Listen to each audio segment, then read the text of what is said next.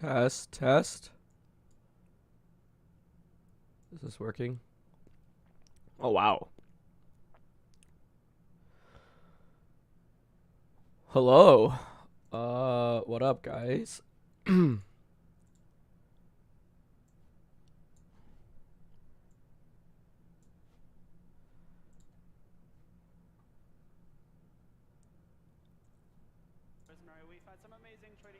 Guys, we're co-streaming for the first time. I'm trying something new. I'm not playing or competing at NAIC this weekend, so I'm here to bring you some expert commentary and analysis from home. First time trying this out. I want to see how it would go.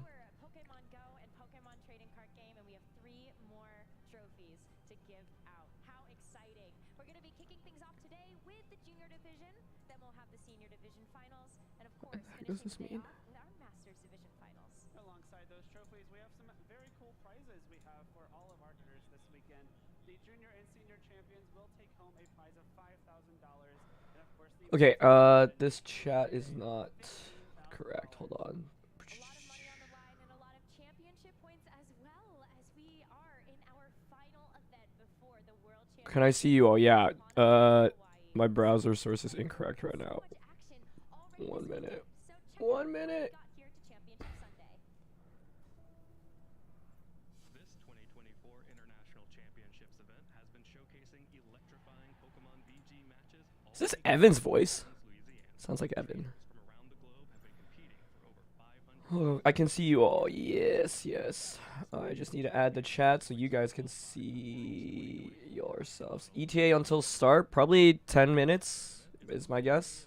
Starting our trainers off in Swiss rounds. All Swiss and Top Cut matches for best of 3.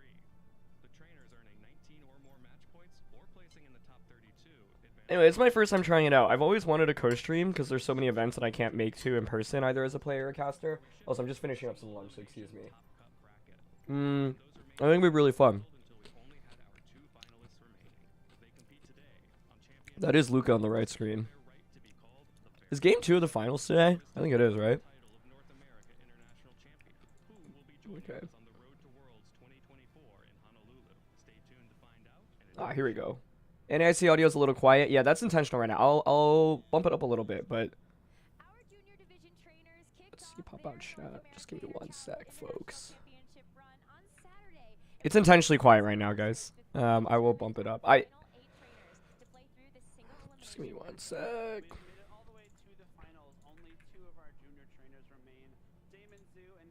There you go. Okay, cool. Chat's here now. I'm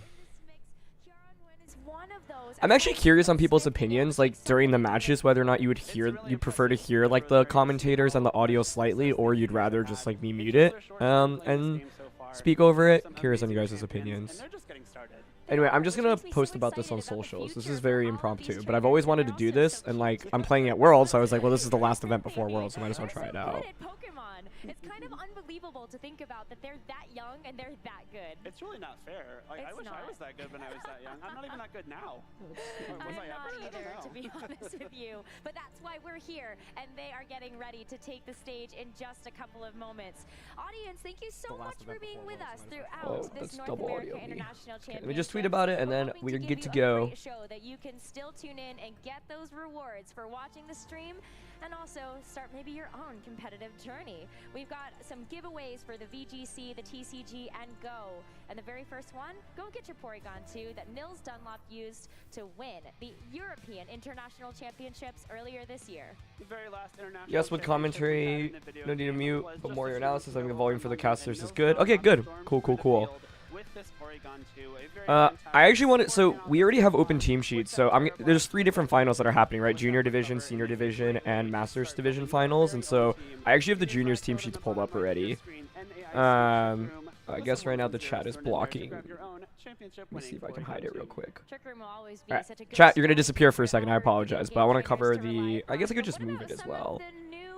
rewards that our hold trading on. card game Look players at get a chance scene, to use. Well, browser you can get source, one of and those for yourself camera. if you use the code TEALDANCE NAIC24 Nope. in There you PTCG go. Live to get your hands on this brand new Teal Mask Ogre Pawnee X. We just had a great Okay, showcase so of the Junior Division Master Finals. Grades Let's see what we from got. that This is my first time Master looking at Grades this. I just Finals pulled it a few up. moments ago here in New Orleans. So, Miraidon here. Deck with this Teal When is Mask Masters Ogre Finals? Pawnee After very Senior powerful Finals, so I would guess metagame. estimate hour and a half, 2 hours from now. The video game as well. We got Ditto, Whimsicott, Incineroar, Landers, and Friggraph. So this is really similar to the team that Aaron Triller and Rajan Ball used at the Indianapolis Regional Championships. Aaron, of course, used the Ditto variant of this team. Rajan had Rock Ogre Pawn. The key thing here is the Landers Incarnate that makes it pretty different. This is something that, of course, was really good in previous formats, and I feel like we've seen a little bit more of recently. Sandseer Storm here is what's really interesting as well. Obviously allows you to ignore redirection, which is really valuable. Fairy Friggraph here is interesting. You often see ground, and that allows you to synergize nicely with Miraidon, but this is Fairy, which of course gives you an advantage against other typings, right? Like this just makes Raging Bolt have a really miserable time. So yeah, the main star of this team is obviously Miraidon, but Ditto is something that can be really interesting because of course it can copy other Pokemon. So this is one of our Junior Division finalists, Damon, and then Kevin is the other finalist here, and he's using the relatively standard Calyrex Ice Rider team, it looks like. No Will-O-Wisp here on Incineroar, you've got Taunt as instead, Focus Sash Pelipper, with no Protect here. You've got Clear Amulet Fire, Terra Calyrex, Scarf Urshifu with Coaching as well as Ghost Terra here. How do I make this heart disappear, by the way? I'm not sure. Booster Energy, Raging Bolt, and Amoonguss. So, like, dissecting the matchup immediately coming into it, I'm thinking, like, okay, Miraidon's obviously the main star of this matchup, right? And so, what do you use to beat the Miraidon? Well, let's take a look. What does Kevin have that allows him to resist or Pokemon are completely immune to Miraidon? The key thing here, in my opinion, is Raging Bolt. Raging Bolt, of course, threatens Draco Meteor immediately onto Miraidon, and it doesn't take that much damage from anything that's not Draco Meteor. This is Electric Terra rather than something like Fairy Terra, so Draco Meteor onto this is still really going to hurt. But you also have Amoonguss, so I think Amoonguss and Raging Bolt immediately are two Pokemon I'm looking at potentially for Kevin to use. One other interesting approach you can take if you're Kevin, by the way, is something like Pelipper Urshifu, because Damon here has Miraidon, right? And Miraidon is not very strong into Choice Scarf Urshifu. With this, you can go with Pelipper Urshifu and actually just go for a Helping Hand plus Close Combat potentially to just knock out Miraidon. Now, the risk in that is if Damon decides to lead with Whimsicott, right? If you go Whimsicott Miraidon, then obviously that can be really spooky because then you can just go for Tailwind plus Volt Switch immediately into the Urshifu slot. But I think this is one interesting lead that I'd consider if you're hard expecting Damon to lead something like Friggraph plus Miraidon, because with Friggraph and Miraidon, neither of these Pokemon can protect, so you have a really free Helping Hand close combat into the Miraidon slot. Maybe turn down the announcers a little bit? Okay, sure. Alright, I turned it down. Let me know if you guys want me to turn it down even more. Pokemon Scarlet and Violet have been such a great vehicle for that. Now that we have Yeah, for now it's just some pregame analysis anyway. But let me know how the audio sounds, and then because this audio will stay relatively similar for when the games actually start. Anyway, so yeah, I think if I'm in this matchup, right, like for Kevin, you have Trick Room, right? Calyrex under Trick Room looks really, really powerful here. So what does it want to watch out for when Trick Room is set up? You've got to worry about Friggraph. Electric Seed, Foul Play Friggraph is really good into Ice Rider. So if I'm Damon, I think I'm bringing Miraidon for sure. I'm bringing Friggraph for sure. Landers, I think I definitely just... I don't know if I'd even consider in this matchup. You could, mainly for its matchup against Raging Bolt. Oh, looks like we're starting here. Are you ready? Okay. For some Pokemon video game action? Man. Guys, this is the first, like, international, North American internationals or nationals I haven't gone in, to in, like, since 2011? 2010? Isn't that crazy? Please welcome Wild. Kevin Han and Damon Zhu. Who do I think is the better matchup? Good question. Oh my gosh. So come in So close, cute. in close. Let's share the Pokeball here. Kevin, I'm going to start with you. If people have never watched you play before, how would you characterize your style? Are you an aggressive player, a defensive player? Ooh, I wanna a hear his neutral answer. player? What would you say? So I have many different play styles. It mainly depends on the team I'm using and the Okay. matchup. But I can either be really aggressive when I need to and really passive when I need to. Very flexible. That's great. So are you feeling confident going into this match? I'm feeling really confident about this match. It's a bad matchup, but my brother and I and my coaches prepped a lot. So Interesting. Kevin thinks it's a I'll do bad well in this matchup. match today. Are those people watching here in the crowd? Who's here for you? I think it's tricky, yeah, because like Frograph is really scary for this and can reverse, and it's like Miraidon just has so much damage output. But to me, I could see either side winning this. Like, I don't think it's super heavily skewed towards one side or the other. We've seen this matchup kind of play out in the Masters division a lot, and yeah, I don't think it's like one side just clearly wins against the other. You're an aggressive player. Awesome. All right, we want to see that aggressive play. Yep, I'm full screening it. I just wanted to look at the team sheets Going first. into this match? Yes. Oh, that's so cute. Confident. Pretty confident. That sounds great. All right, who's here in the audience for you? It's or watching at home? adorable. My brother, my coach, and my dad. Let's hear you I met say Damon and his brother. His brother is really good in All right, TCG. we are so excited And to their watch you family play, is so let's nice. get to it right And now. the Hans, his brother is also incredible in the seniors division. Thank you so Two much, different Emma, dynasties and in VGC. Congratulations to Kevin and Damon for both getting to this point in their competitive journeys. To be here as finalists at the Volume's a North little low. American Okay, I can turn it up. Championships is no small feat. Not at all. They've both had some fantastic results this Let me year know if that's so good. far as well. Both taking home some trophies and setting themselves up. Am I for a commentating or fantastic competing showing anytime here soon? in I'm New Orleans. gonna compete at Worlds this So summer. excited to see them on the stage and so fun to hear from them Yes. about how they're feeling about this match. Oh, the and Djokovic plush. the That's cute. excitement, the Turn it up a little nerves, more. all of it. Of course, they can both be really confident going in. I know Wow, if I Damon was undefeated I so would certainly far. wanna be Nicely confident. done. I can't promise that I would be, but they are both look like they're having a really good time so far, and that, of course, that's what matters. They're gonna have the best time of their lives in this junior division finals. I love being able to hear about the aggressive play Yeah. styles. I'm hoping that means More we get to volume would be see, good. Like hot Okay. action right out of the gate from both of them. It's funny hearing Kevin. I can play aggressive. I can. I Play bumped it up aggressive more. if I need to. Now let And me then know. Anna goes to Damon. He just goes, "I'm aggressive." Yeah. You know what? If that's your play style, own it. Great Hey, answer. just get off the ground running right Yeah, why away. not? So I think juniors is really interesting because essentially both sides often have like siblings and coaches, and so there's a lot of prep work that actually happens before this game even happens. And I'm really curious to see what leads in particular both sides have decided on. So I think, for example, like from Damon, your team has a lot of options, right? Like Whimsicott Miraidon, Incineroar Miraidon, Frograph Miraidon. Any Miraidon combination I think is really powerful. And so, yeah, I think like for Kevin, you basically want to have a positive trade against Miraidon. Like you don't want Miraidon to blow too many things up, right? So that's why earlier I was talking about Raging Bolt and Amoonguss being really important. You want to make some adjustments. Make sure you are set up to succeed with it. We want to hear your commentating, but also theirs, and we can barely hear them. Okay, well, I guess that's the question. I think some people don't want to hear the commentary, and other people don't. So I'm going to turn it all the way up to this for now. And you guys let me know if you want it to be lower or not. Of finding a little bit more about the players behind the people. So what we're going to very shortly see is we've got Joe, who is the father of Damon, and we've got who's Kevin's brother as well. So we're going to see so much, a little bit more about what we will see. So you must be so proud of either of your family or your brother or your son getting so far in the North American International Championships. Yeah, I'm excited. Damon is a clever boy. He played a lot, practiced a lot, and I'm really proud of him. Stand on the stage. Fantastic. Yeah, you must be so proud. And Chris, older brother as well. I think if people want to hear it, they can run that stream in the background to easily get both to the proper volumes for them. That's really smart, actually. But I think I'll leave it at this for now, because I want to have some like the game audio in the background. I also want to hear what my commentator buddies are saying. Already, I mean, you're an NAIC champion as well. So Solo do you co-streams feel are like better if with you casters on in the background. step Cool. up to Yeah, I pass really as well? value your guys' opinion here. It's my first time doing it.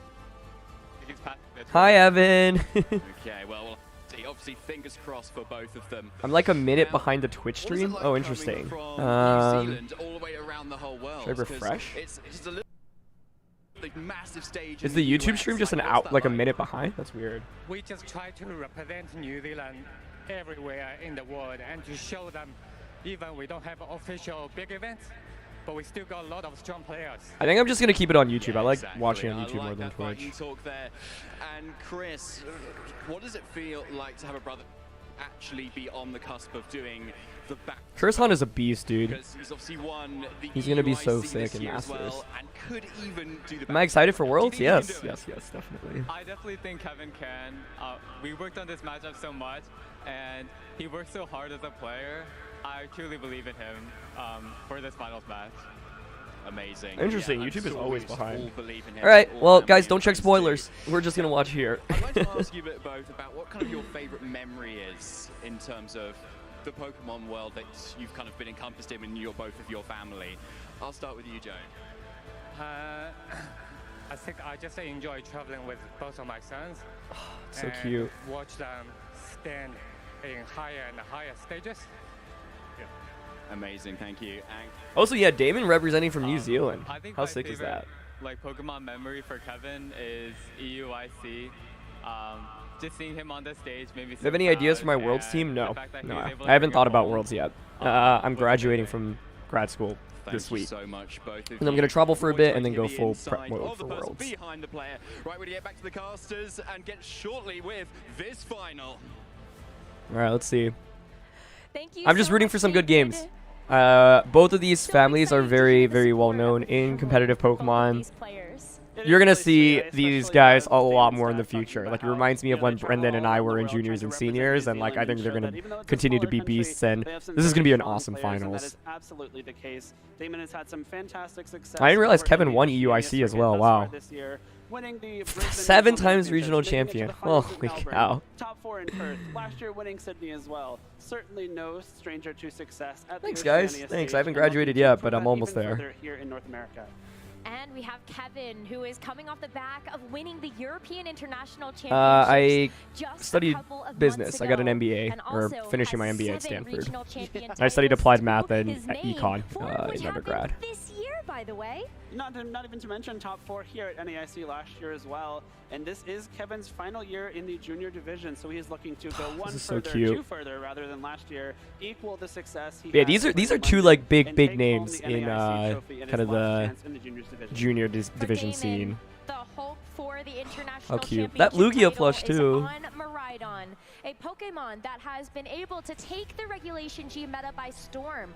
Sort of overlooked at the beginning of Over things, 1,000 but viewers just for something that I ability did to not set so even much announce terrain, but by beforehand is itself wild. So I monster appreciate you all for Pokemon. joining. Very, very strong Pokemon with that Hadron engine, with the choice specs. It will be accompanied by Whimsicott, Incineroar, Yeah, so Landorus, a Incarnate, couple things to watch out for. I think like Farigiraf, Farigiraf here is really Landorus big in really this important matchup. Pokemon. It is the Incineroar is only interesting Pokemon because on it's the not the team that Will-O-Wisp isn't top immune variant, so I to actually think it's a lot discharge. weaker into If the he Ice wants to Rider go for that teams very strong spread rather with than the discharge, normal he has to have variant. Landorus next to it. Something we'll be You taking also advantage of. have Encore Farigiraf Whimsicott, will be which is such an really important big. piece That's one of the alongside biggest that tools Ditto, in because dealing Farigiraf with has the ability Ice to Rider, offer tails, so you're getting all especially of if you like those bait out a double priority protect. attacks, Yeah, but you in also have like the turn 1, for opportunity to example, as you potentially switch into reverse a Whimsicott. Trick Room. So Right. that could be so important, knowing Yeah. that you're staring down an Ice Rider Calyrex that loves to thrive in that environment. It does. The Ice Rider Calyrex over on Kevin's side of the field could be an important Yeah, Ice Rider is piece also of the interesting, right? puzzle Because it's not if Kevin Grass wants Terra to here, take it's home Fire this Terra, so trophy. you're not And going to like you said, resist Rose, electric type the Trick attacks. Room that Kevin might want to set up, given the speed advantage against Damon's much faster team,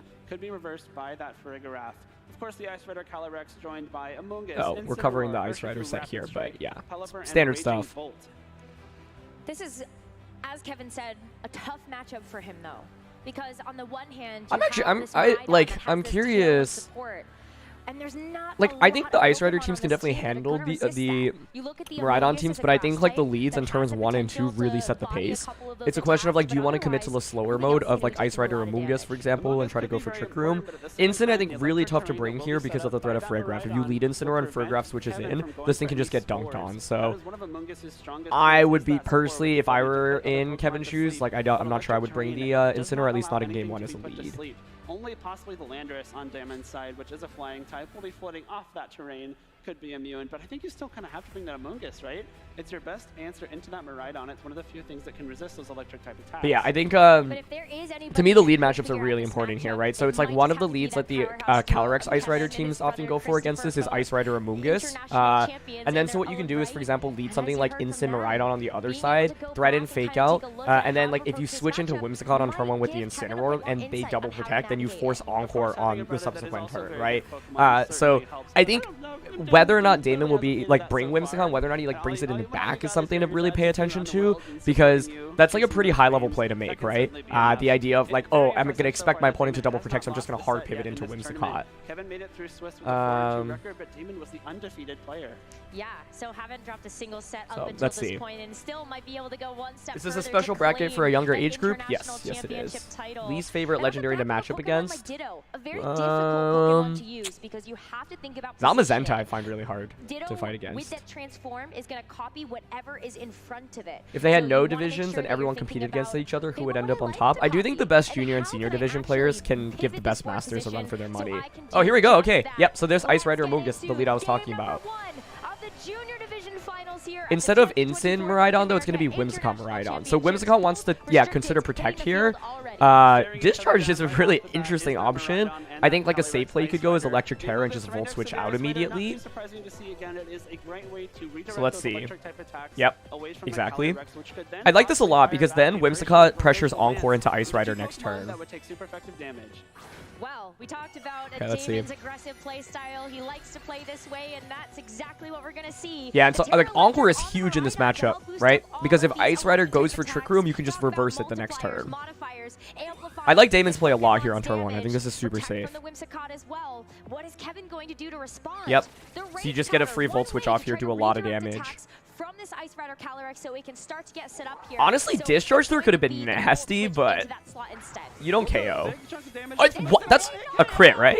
Yeah. Goodness, I was like, there's critical no hit. way. Immediately knock out that Amoonguss. Kevin immediately loses a Pokemon and will go down. I actually, 3 to 4 however, counts. think that that Of crit course, might not the be Ice the Rider end of the Calyrex world will because have it the does chance to grant you a respond. free That is a massive switch in. KO. It's a huge KO here. Oh, because Ditto it's in the also back. right Okay. in front of the Pokemon that you Yeah, want. so you saw Damon didn't bring Incineroar in this matchup because you don't have Will-O-Wisp Taunt. It's the Assault Vest set, so it's a lot weaker into this matchup. But Ditto's out now. Kevin has chosen. You might not have too many natural resistances to that attack, but if you can copy the other And he just goes for Glacial Lance. Okay, so Kevin went for Glacial Lance there. This was so smart because even without the critical hit, the Ice Rider just comes out, right? And then you just can Glacial Lance into Amoonguss immediately.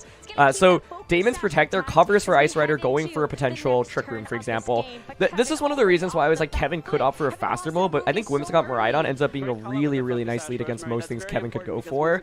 Raging Bolt is something that I think can counter this, and coming into the matchup I was talking about Amoonguss and Raging Bolt being really critical, but that was a perfect turn 1 for Damon. The crit's obviously quite lucky, but even without the crit, I think Damon had a really, really strong first turn. Which will be attacking before Kevin's own Ice Rider, and you have the possibility And Bolt is out, but hey, Raging Bolt doesn't love going up against Ice Rider. Now, Raging Bolt does threaten Electric Terra, right? Thunderclap here. Raging Bolt, not necessarily known for being one of the fastest Even though that Pokemon, it looks really but good it for is his Damon, I think if feature Kevin energy that's manages to gonna set help up at Trick Room. least Oh, fight whoa, the whoa, whoa, special whoa. attack. He's clicking Electric type Tailwind. attacks also a little bit Okay. more powerful in that electric terrain. Looks like we might be going straight for some offense. Okay, yeah, I like Ferrograph switching in more because you gotta worry for Electric Terra Thunderclap onto Ditto. And in conjunction with that Choice Scarf, probably allow this Ditto to fire off some very fast. I think, yeah, Bolt here is you either Protect or Electric Terra Thunderclap. Because with this Whimsicott leaving the field, you get a chance to bring in this fourth See, and final Ferrograph, yeah. Pokemon in this I game, think one that Ferrograph is good Ferrograph here though, right? now But Armor Tail is going to be what's active to interesting protect this Ice is Rider Calyrex oh, what's from the a Raging Bolt set potential actually? Does it priority have attack. Thunderbolt? And of course, the Hold on. Electric Seed will activate, which boosts the defense of the Okay, here's the Terra Allow coming it to out. take that ice-type damage from the Kevin's Glacial Raging Lance Bolt even set better. is Terra on Thunderclap, Kevin's Thunderbolt, side Draco is Meteor. going Okay, to so give the you fact that it a has Terra Thunderbolt's a type really over big to deal this because it Raging means it can Bolt, actually hit the removing its Dragon Ferrograph type for lead meaningful now and damage. making sure it's not going to have to take any super effective ice-type attacks. Really strong Terra there, especially with Okay, the yep, Electric just Glacial Lance Lance. I think Kevin's up. gonna try to set up Glacial Trick Room Lance here, does right? go through first. Raging Bolt Doesn't takes do too that very much. well and will be able to fire back with Nice a very Thunderbolt. strong Didn't go for Thunderbolt. Thunderclap. Huge play. So you get the on knockout electric here. terrain as well as with that boosted Oh, but now if you set up Trick Room, it's awkward because Wims comes back out. So this is what I mean. Like, I think Kevin's team can really swing momentum back because there's so much damage. Yeah, so Trick Room comes out. You can bring out Whimsicott now. I think you have to, actually. Yeah, as Jake just said.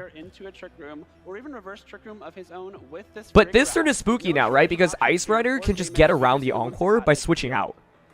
It's not over yet. So if I were Kevin, I think you should be considering a Calyrex switch. And I think Damon can consider a double up onto the Calyrex slot. Or reverse Trick Room with your Farigiraf. This is where not having Ground Terror Farigiraf makes this really hard though, by the way, right? If you were Ground Terror, you could Ground Terror to get around the electric type damage, and yep, Calyrex switches out, exactly. Once you set up Trick Room on Kevin's side, you really need to swing that momentum and make sure Trick Room does not get reversed. So, yep, super smart. This is why I was saying even turn 1 looked really good for Damon. Like, Kevin's main goal in this game is to really just set up one Trick Room, right? So, I was thinking you could, like, Psychic Noise, Moonblast, double up onto Farigiraf, or sorry, onto Raging Bolt there, and then try to KO it again next turn. But this is really hard. Like, the fact that this is set up Electric Terrain and Electric Terror means it's just doing so much damage, right? And, like, that was an opportunity for Damon to reverse Trick Room with Farigiraf. I think, like, if he had reversed Trick Room, he actually would be in a pretty good spot right now, but I actually think Kevin wins this game now from this point on, but let's see. We saw the Psychic Noise come through first, but I don't think it's enough to KO either. And Pelipper and Rhydon did Terra, yeah, but I was like in this matchup, like the point I was trying to make is like if you had Ground Terra, it enables you to have a better answer into Raging Bolt. Although it survived Thunderbolt anyway. I wasn't sure what that calc would look like. But yeah, like the problem with Damon's team in this matchup essentially is that you don't have Protect on Rhydon or the Ditto, right? So when Trick Room goes up, it's really hard to stall out. But unfortunately, Kevin has this Raging Bolt of his own that's been very, very useful. Yeah, so Rhydon comes back in. A risky play, though. It's going to be the but this is really hard for Damon right now, in my opinion. Encore comes out. But you don't mind just going for Thunderbolts right now, honestly, onto either slot. Okay, it goes into Whimsicott. I mean, if it's Hurricane into this slot, Whimsicott faints. You know Farigiraf can't protect either. So, yeah, great double up there. Okay. Of course, will be able to clear this Whimsicott off the field. You can double onto either slot. Does Psychic Noise KO Raging Bolt? It looked kind of close. I think it survives based on the first one. Yeah, it definitely survives. It for sure survives. I think that makes this really tough then, because essentially Raging Bolt Pelipper can just like double up onto Miraidon here. And I want to say T-Bolt Weather Ball just gets the knockout. If you're not confident on that, of course you can split your damage though. Like, there's still too many turns of Trick Room to deal with, right? So you just kind of wait for Calyrex to come out and go for Glacial Lands. But let's see, does this KO? Yeah, it doesn't. Not quite enough to be able to remove it from the field just yet, but it's going to help to whittle it. There's T-Bolt. Thunderbolt in response from okay, this Raging Bolt. Just wants to take the safe knockout on Farigiraf. I think that makes sense. It's down to this Pelipper that still has yet. But yeah, with Ice Rider in the back and Trick Room and this not having Protect, it makes it really, really tough. Into this Miraidon and do a huge chunk of damage. That's so much damage. With its Drizzle ability. An Electro Drift will come through here from the Miraidon. Yeah, you're Sash on Pelipper, so Kevin wins game 1. But 1 HP is still enough. Kevin has 3 Pokemon to Damon's 1. Yeah, so like, turn 1 looks so good from Damon, and like Ditto looks cool in this matchup, but the problem is like it's Choice Scarf, right? You're not doing that much damage with it either, and so even though you get to copy the Ice Rider, like if he had gone for high horsepower onto Glacial Lands, maybe this game would have looked a little bit differently. I think the key turn for Damon in this game was not reversing Trick Room with Farigiraf, right? You had an early lead, the Encore was smart, but Kevin was 1 step ahead on that turn and was like, I'm not going to get Encore. The switch into Pelipper was really, really good as well. And so Damon did a good job of like not letting Trick Room get set up in the early game, but this is why I actually think the matchup is kind of tricky for Damon, because Trick Room, if it goes up, puts Kevin into a really, really advantageous position. And so even though like Damon had such an amazing turn 1, like that Amoonguss fainting did grant a free switch it into Raging Bolt, right? So I actually think it benefited Kevin in some sense, because then you have a lot more offensive pressure with Raging Bolt. So, all right, Kevin's up 1 game now. Yeah, Pelipper's damage also looked really, really sick. We're almost at 2K viewers. That's crazy. Oh my god. I think I didn't live stream that much back in the day, but when I did, like I don't think I ever had really more than 1,000 viewers, so this is the most I've had on a live stream, which is pretty awesome. So thanks for joining the CYBERTRON co-stream, guys. And once it was the turn after the Trick Room, I think, was the most important, because the Encore failed Yeah, to me, this matchup is can Kevin set up Trick Room? If you think there's any chance Damon drops Whimsicott and goes like Miraidon Farigiraf, I think you could actually adjust to Pelipper Urshifu, but that's a big Yeah, if. the critical hit to kick things off. Yeah. We were already off to such an explosive start, and the Glacial lands. Does he need to just bring Lando instead of Ditto for Bolt? I do think Lando could have been pretty helpful in this one, because it switches into Thunderbolt. But I think Lando feels so hard to bring because you're dealing with Ice Rider and you're dealing with Pelipper, right? So like Ice Rider threatens you with Glacial Lance, then you switch it to Pelipper, and it can eat up an Earth Power as well. I can use that electric terrain to my own advantage. We saw these Thunderbolts do so much Yeah. damage. That is a neutral hit. Almost That was like a it really very fun bulky first game though. Farigiraf. I think like Thunderbolt after this is a really volatile matchup, and you can see how smart both players are, right? For example, like if Kevin had just stayed in with Ice Rider and the Encore had happened, I actually think Damon suddenly is in a winning position, right? So that switch out in itself was really, really important. And this is open team sheet, so both players know that Encore exists as an option, right? But there's still a lot of mind games around it. Why did I decide not to attend NAIC? It's my graduation this upcoming weekend, and so I wanted to spend time on campus with my friends. And I traveled the last 4 weekends in a row, so yeah. And I already qualified for Worlds. Here we go. Okay, Landers is out. Ooh, this could just be Electric Terra, Discharge, Sandsear Storm. I like this adjustment a lot. Kevin just needs one more game to be able Do you to send win it? this international championship. The nice thing about this lead is Do you send it? If you expect Sandsear Storm, by the way, and Discharge, like one thing you could do is switch Amoonguss out into Pelipper because you're sashed, and then you have Wide Guard the next turn. All right, here we go. Yep, Amoonguss switch. Peli? Discharge guaranteed to hit all targets. Yeah. This is going to be a very big turn here for Damon, I think. as Told the you guys. Pelipper comes in to take that Amoonguss's place. Okay. And with this So then you protect Ice Rider, and then next turn you go Wide Guard, Trick Room. It's going to be the Miraidon that takes the Electric Terra. The Miraidon does again terrestrialize into that electric type. I love both of this right now.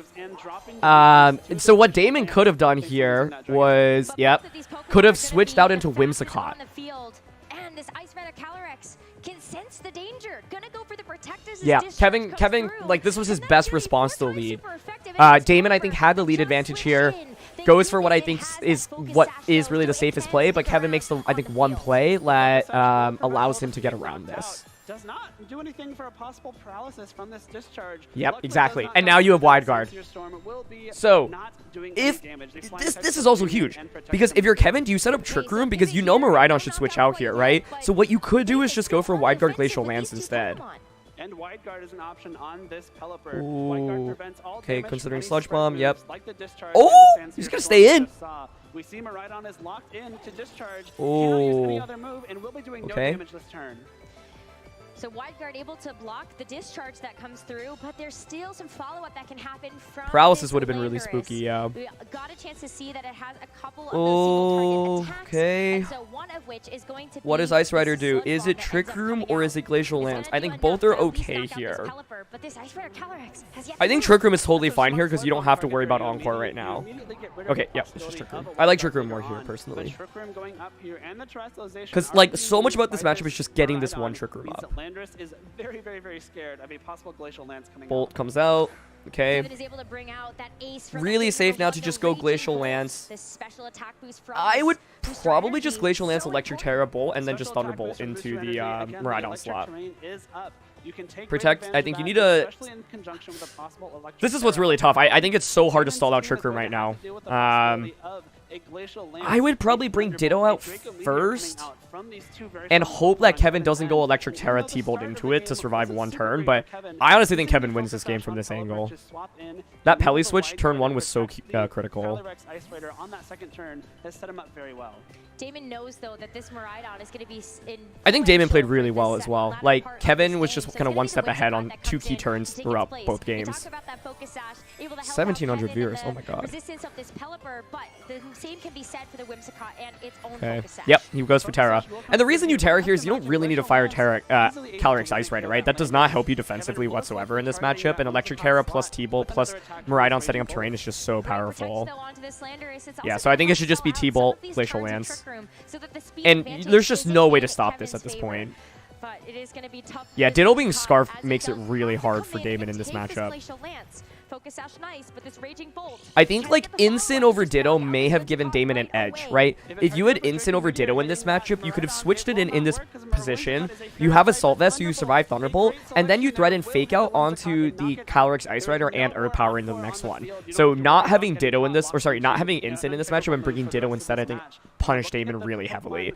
Because I think Ditto is just a huge liability, unfortunately, when Trick Room is set up. So yeah, I don't really think there's much Damon can do right now, honestly. Kevin is gonna keep clicking Glacial Lance. Like, what you need to do is basically try to predict where the Raging Bolt's targeting. Maybe go for a double protect with Landorus right now. But like, you can just go Glacial Lance T-Bolt now into the Ditto slot. So I don't really see a way for Damon to win this game, honestly, because like he doesn't have a way to reverse Trick Room by dropping Ferrograph in this one. The turn 1 switch was so crucial, though. Like, I think a lot of players would just fall to the Sandsteer and Discharge combo, and Kevin was one step ahead, willing to sacrifice. If Landers had made that read and gone for Sludge Bomb on a Pelipper, I think Damon actually probably just wins the game on turn 1, by the way. Oh, that's quite possible. The Calyrex on Damon's side can go for a Trick Room of its own. If it gets knocked out, though, that won't be enough. It can reverse Trick Room, that is true, yeah. That's your only out right now. I just don't think you survive Glacial Lance plus T-Bolt is the thing. You're just doing so much damage. But yeah, this is the only out. Let's see, do you survive this by any chance? Nope. Yeah. Yeah, I think that Ditto needed to be a Ferrograph or an Incineroar in this game, but with neither, Glacial Lance just sweeps. And yep, Kevin just gets Trick Room up. He like prepared really well, I think. So I wonder how differently this game would have looked if Damon had brought Instant or Ferrograph, but I think it's still really tricky. Because basically, like I said, a lot about this matchup comes down to whether or not you're able to set up Trick Room, and then whether or not you're able to like not have the Trick Room being reversed immediately, right? So Landorus can protect, but Miraidon can't, right? So you just feint to Glacial Lance, and then Glacial Lance again into Landorus. So Kevin should win this one. I love the adjustment by Damon, though, and I love Kevin's turn 1 play as well.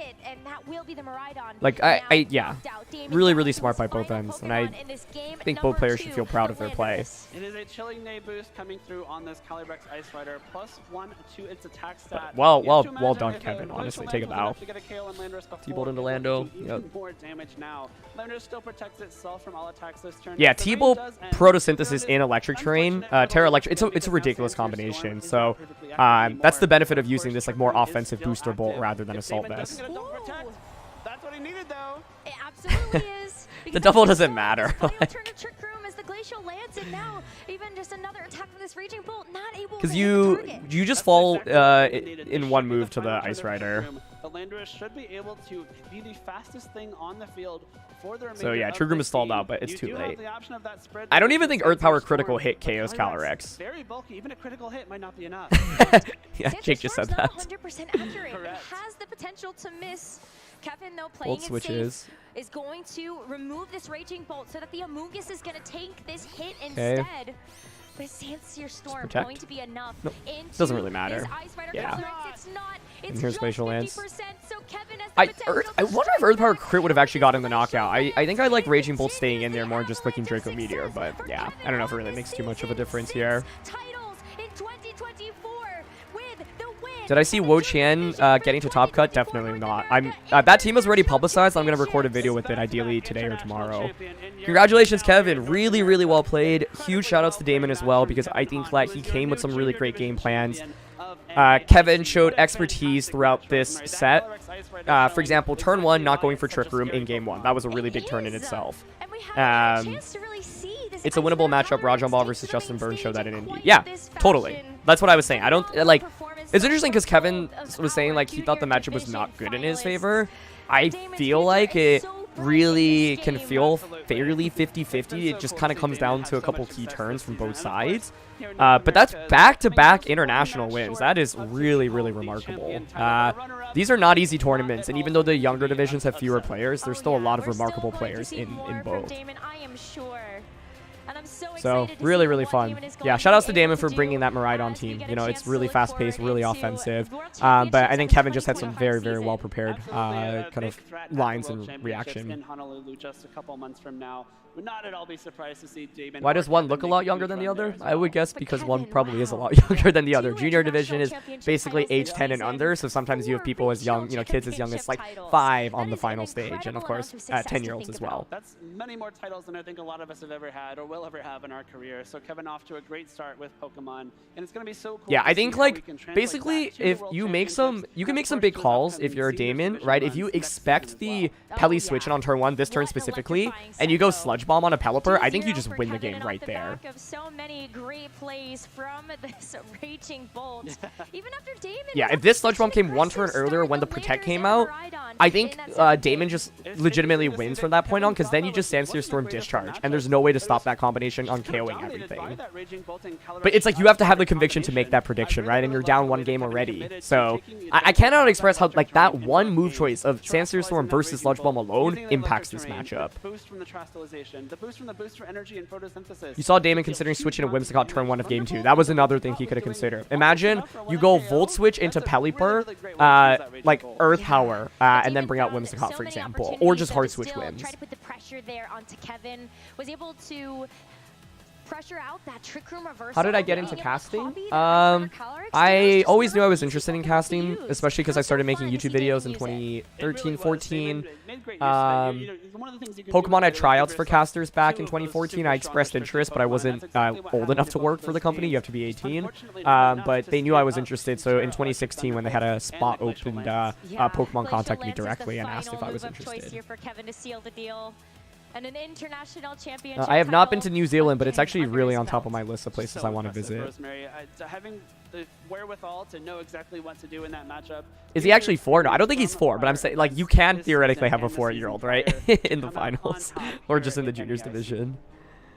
And not an easy road either for Kevin or Damon to make it to the finals of NAIC. Yeah, last year in And juniors for what Kevin. A great show we were able to see from both of them.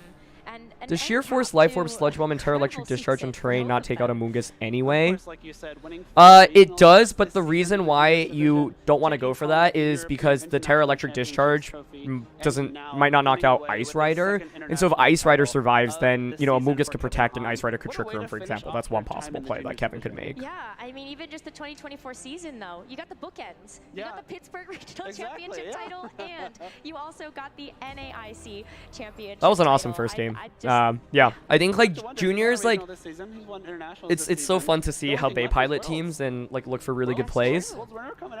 I know we haven't had many players. And yeah, I think Kevin just found some really great good opportunities in that one. I'm trying to So find the it's senior amazing division to see finalists players right now make it because to I'd the love to look at their finals, make it to teams. The championship title. And Anyway, I hope you guys are take enjoying the it coach all. stream. I'm It's so really fun. stoked. Me too. It was so much fun. I think it's interesting because it's like I'm part caster mode, part like We YouTuber really mode. do, but let's continue to celebrate That our junior intro division finals interview, by the way, was so champion. cute And as let's well. go hear from Kevin Hahn. That's right. Let's hear it for Kevin. Yay, Kevin! That's a big crowd cheering for you, but you're no stranger to that. That means this year you've had 4 regional championship titles and 2 international championship titles. Do you think you might be one of the best players of all time? I would say maybe, but because like I'm not old enough and I can still see myself making I made a lot of mistakes during my Swiss rounds. I do like a couple of my games, but overall I think I'm like a really good solid player. Absolutely, and you're just Yeah, getting no started kidding. here in the junior division. You still have seniors and masters ahead of you, but you have a very impressive title already, and you made some really, really smart choices in that last game. Can you tell I us think, about, by you the way, it's mentioned like if you're you really play flexible incorrectly players, into sometimes you're Damon's aggressive, team from sometimes you're Kevin's defensive. side, What one were wrong some of the turn, most you just lose the game important choices you think immediately. you made in this match? So even though it looked like So, pretty turn dominant 1 wins of from game Kevin 2, from I both decided ends, he to had to switch make out really big my calls. Amoonguss into Pelipper. Now normally That was a this big- is like big a move. super like weird play. Why would you switch a Pokemon that's quadruple weak to a Maridon, which is already super strong? So like without the Focus Sash, like and like the 100%, I've probably done like 1,000%. But I have the Focus Sash, so I will live. And since Maridon has the Choice Specs item, it will be locked into Discharge. Yep. which is a spread move, and once Pelipper switches in, you can use That turn one Side alone guard, was just so which huge. I blocks think a all lot of spread junior moves division from- players would it blocks legitimately your lose that game team on the from first turn taking, alone. damage from spread moves. So, once And I the love side Damon's guard adjustment, by the way. I returns think that was to exactly what Mariah you needed to to do do more against damage to Ice my Rider and Polydex Amunga nor specifically Pelipper. as a lead. Now, of course, my Pelipper got knocked out the turn after, but I got Trick Room up, and that's actually like a really good trade for me. That does sound like a really good So trade, well and you spoken. speak like Well done. someone who has practiced and seen these scenarios happen over and over, and that's what it takes. It's I going to know be you really have exciting to some see how he really does it at special Worlds. people Like that you regional train with. Do win, you wanna tell us national about win, that? multiple So, regional of wins and course, nationals my brother wins. helps me like so much for all of these tournaments and all of my coaches. So yeah, I want to give a huge shout out to them. Anyone else you want to say hi to or thank, either here or on the stream? Of course, my family and my Pokemon friends and my school friends. Congratulations, we cannot Could I see wait this to kid see winning you Worlds? For compete at sure. Worlds. Let's Yeah. hear it one more time for Kevin. I think any multi And we have champion lots more in coming your way, so the younger Masters, divisions let's when get you're like on to the winning next multiple match. regionals and internationals is always a heavy favorite for That's Worlds. right, Anna. We still have so much But more Worlds is a Pokemon different beast. action ahead of T- us like because take we it from still someone that have two won more championship regionals and titles seniors to and nationals and determine who is seniors going to be winning the seniors multiple division, times who and will never be won taking Worlds and home seniors. that It's Masters just a division completely different title. tournament How and can we follow that the up? pressure That there was is such a great unbelievable match. and there's so many Incredible amazing interview players from Kevin as well. over A there. very- So smart.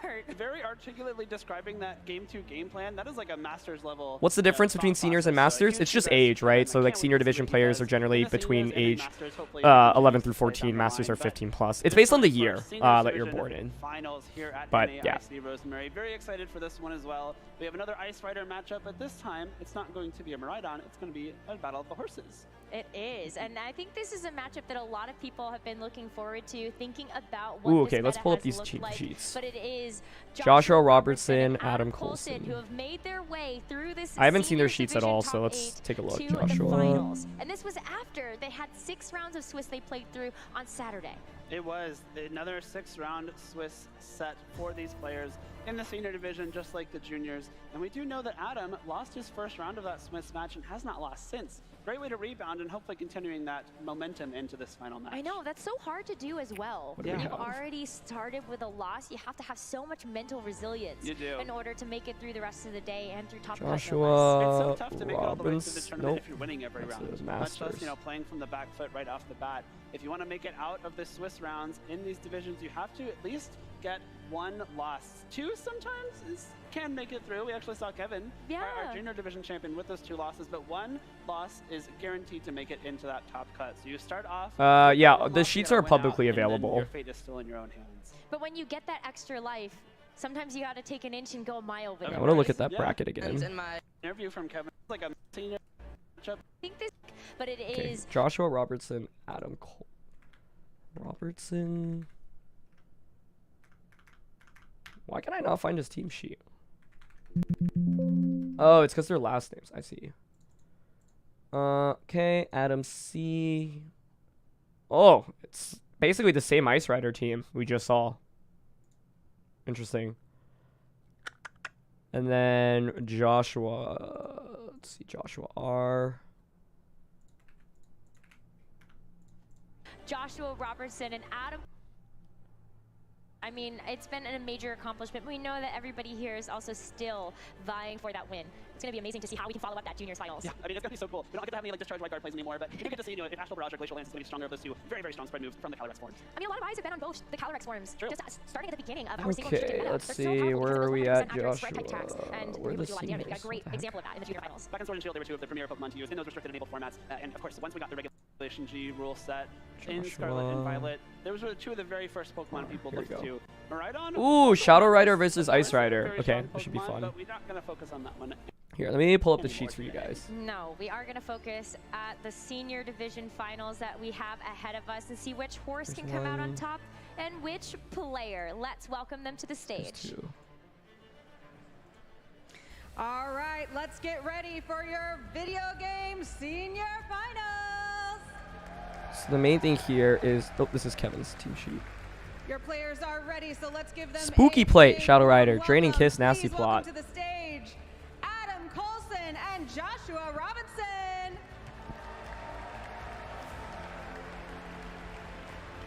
All right. Come on in Well, we close. just saw We're the gonna Ice talk a Rider little bit team. before we start. Oh, I recognize. If people are watching, He, and they're like, "Ooh, I I think wanna he was see in the finals Josh's of another specialty Internats in too, this right? match." What a What do you beast. think your specialty is? Sport. Did he say Spore? Clear cut. Is there anyone else here that is watching you, that's cheering you on? That's you a wanna say sick hi to answer. yet? My dad and my friend Santino. Great. Now going into this match, you seem very, very focused. Are you feeling confident? Yeah, a little bit. Great. Well, let's hear it for Josh. I love it. All right, and Adam, come on closer. What about you, Adam? If people are watching and they're going to say, ooh, that's Adam's specialty, what is it going to be? Glacial Lance. Love it. You guys you know exactly what you're doing. Okay, we're looking at Ice Rider Who's in versus the Shadow audience Rider for in you this today? matchup, folks. My grandpa, Alex Underhill, and all my friends from Portland in the Pacific Northwest. Awesome. All right. How confident are you feeling, Adam? I'm not confident in the matchup, but I'm confident in my play. That sounds great. That's a good way to be. All right, let's hear it for Adam. All right, let's go. All right, are you ready to watch these Joshua two second in play? LAIC. That's right. Thank you. I am too. See Wolf Mike. Casters, let's do it. All right, let's see. Oh. As we get the players ready and sat down for the final, we're going to find a little bit more about That's so people cute. behind the player. He could have said once safety again. goggles. That would have been So, such a funny we response. have Jeff, Josh's dad. Thanks for much for coming along. And we got Paul, Adam's grandfather as well. Welcome to the floor. You must be pretty proud of both of your family members here. Yes, indeed. Fantastic. Really proud and really great to meet the competitor and his dad. Oh. Is there a bit of competition between This you is why both as Pokemon's well? awesome, guys. No. It's a competition, but at the end of the day, we all just love and respect each other. You know, it's dope. Yesterday, before we knew about this matchup, and we both really appreciate the growth that Pokemon has given to our competitors. What a beautiful response. I couldn't agree more. I couldn't agree more. Not just Josh and Adam, but This is why I say you know, Pokemon changed my life. You know, like my how parents were they bringing me play, to how events they're when I was friends younger, and after it the play. was It's really awesome. just amazing. That is so awesome. Like, Pokemon brings everyone together. That is so great. Exactly. So, what's it like being the father or the grandfather of a Pokemon player as successful as these two? It's just terrific to see the growth in Jacob. Aw. And Adam that I've seen. Pokemon has done a lot for him. Pokemon, sorry. Aww. And what about you, Jeff? Yeah, it's a little heavy on the pocket, but other than that, no, it's great to get out and meet friends. You know, I've made friends. He's made friends. It's just been a great experience all the way around. Someone in chat said, I want to hear them call Pokemans, and then right after that, someone said While I've Pokemans. got you here, what's your favorite Pokemon? Pikachu. Pikachu? Great choice. I love these interviews. This is so cool. Azumarill. Ooh, Wow. great choice. I like it. Yeah, the little Aqua Rabbit Pokemon going on. Yeah, it's strong as well. Yeah, although a little bit weak to Pikachu being water type there. So I think maybe that matchup. I think Paul maybe got it. Okay, well, right. Before we get into the match now, is there anything you'd like to say to A little. your son, Paul? Wish you the best, Adam. Excited for you, and it's great to know Josh as well. Oh, thank you so much for that. What's my prediction? And Jeff, anything you'd like to say to Josh? I need to see the team sheets, but For Josh to do his best. I'm feeling do a his Shadow best, Rider and, win here. whoever the best person is, they'll win. Thank you very much there. Awesome. All right, let's get to it. The senior finals. Let's go. Oh, that's so wholesome to not only hear the support that both of them are giving to their own family, but also What to are the just team sheets here? I wanna. Oops. the entirety of the senior. That was an division. amazing That was so sweet. I interview. love that. Pokemon does actually give you so much of a chance to grow when you're in the junior senior division. You get to meet so many people and their Shadow Rider here.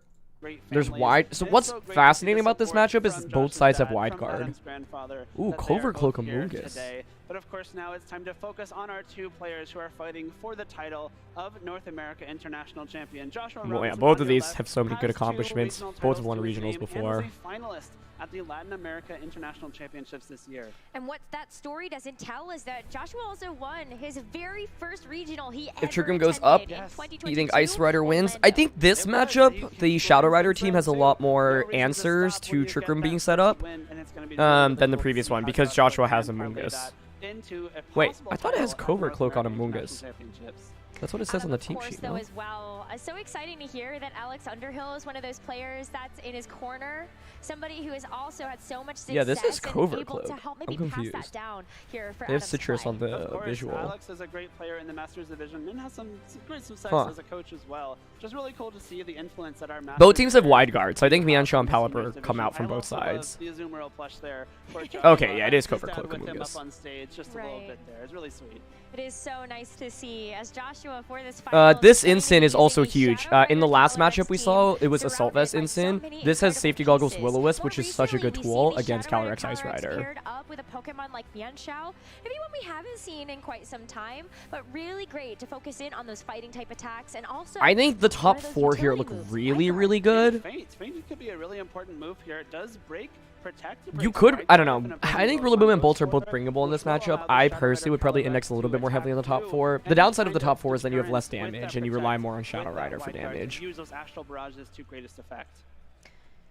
Joshua is looking for his very first international championship title. Got so Also, the fact that we've seen like multiple players make it to multiple finals of the internationals in these younger divisions shows how consistent and good they are. It's going to be this one. What's up, Wolf? Is able to get that win. But standing in his way is Adam Coulson, our West Coast king, who has been very successful over at the regionals on the left side of our country. He won the Los Angeles. So this is basically the exact team we just saw, other than Protect here, Helping Hand. In Sacramento using an Grass Terra. Grass Terra is actually huge though, because in the last matchup we saw was Fire Terra, so you're more Amoonguss weak, but Grass Terra is actually a big tool against Amoonguss. Against one of the faster Pokemon in the format, and that's Shadow Rider Calyrex. Yeah, so I think you probably want to just get Ice Rider to Terra. I would be bringing Ice Rider. I would be bringing Pelipper. I'd be bringing Ensign. I think I consider these 4 the most. So many other impressive pieces. We won LA Regionals with the same team. That's awesome. You look at like what we just saw from a Raging Bolt not too long ago in the junior division finals, and so that might be a great piece here. The Raging Bolt is not. Well, it is the very same booster energy set that we saw from Kevin. Guys, I would get Wolf on stream, but I think he's literally in New Orleans right now. He was competing at NAIC, guys. Thanks for stopping by, Wolf. The way that these teams interact is going to be cool, though. So, I don't know. I think like Wide Guard is so nice on both sides, right? Amoonguss on both sides is really interesting as well. In our format, that really does not want to see that Trick get set up.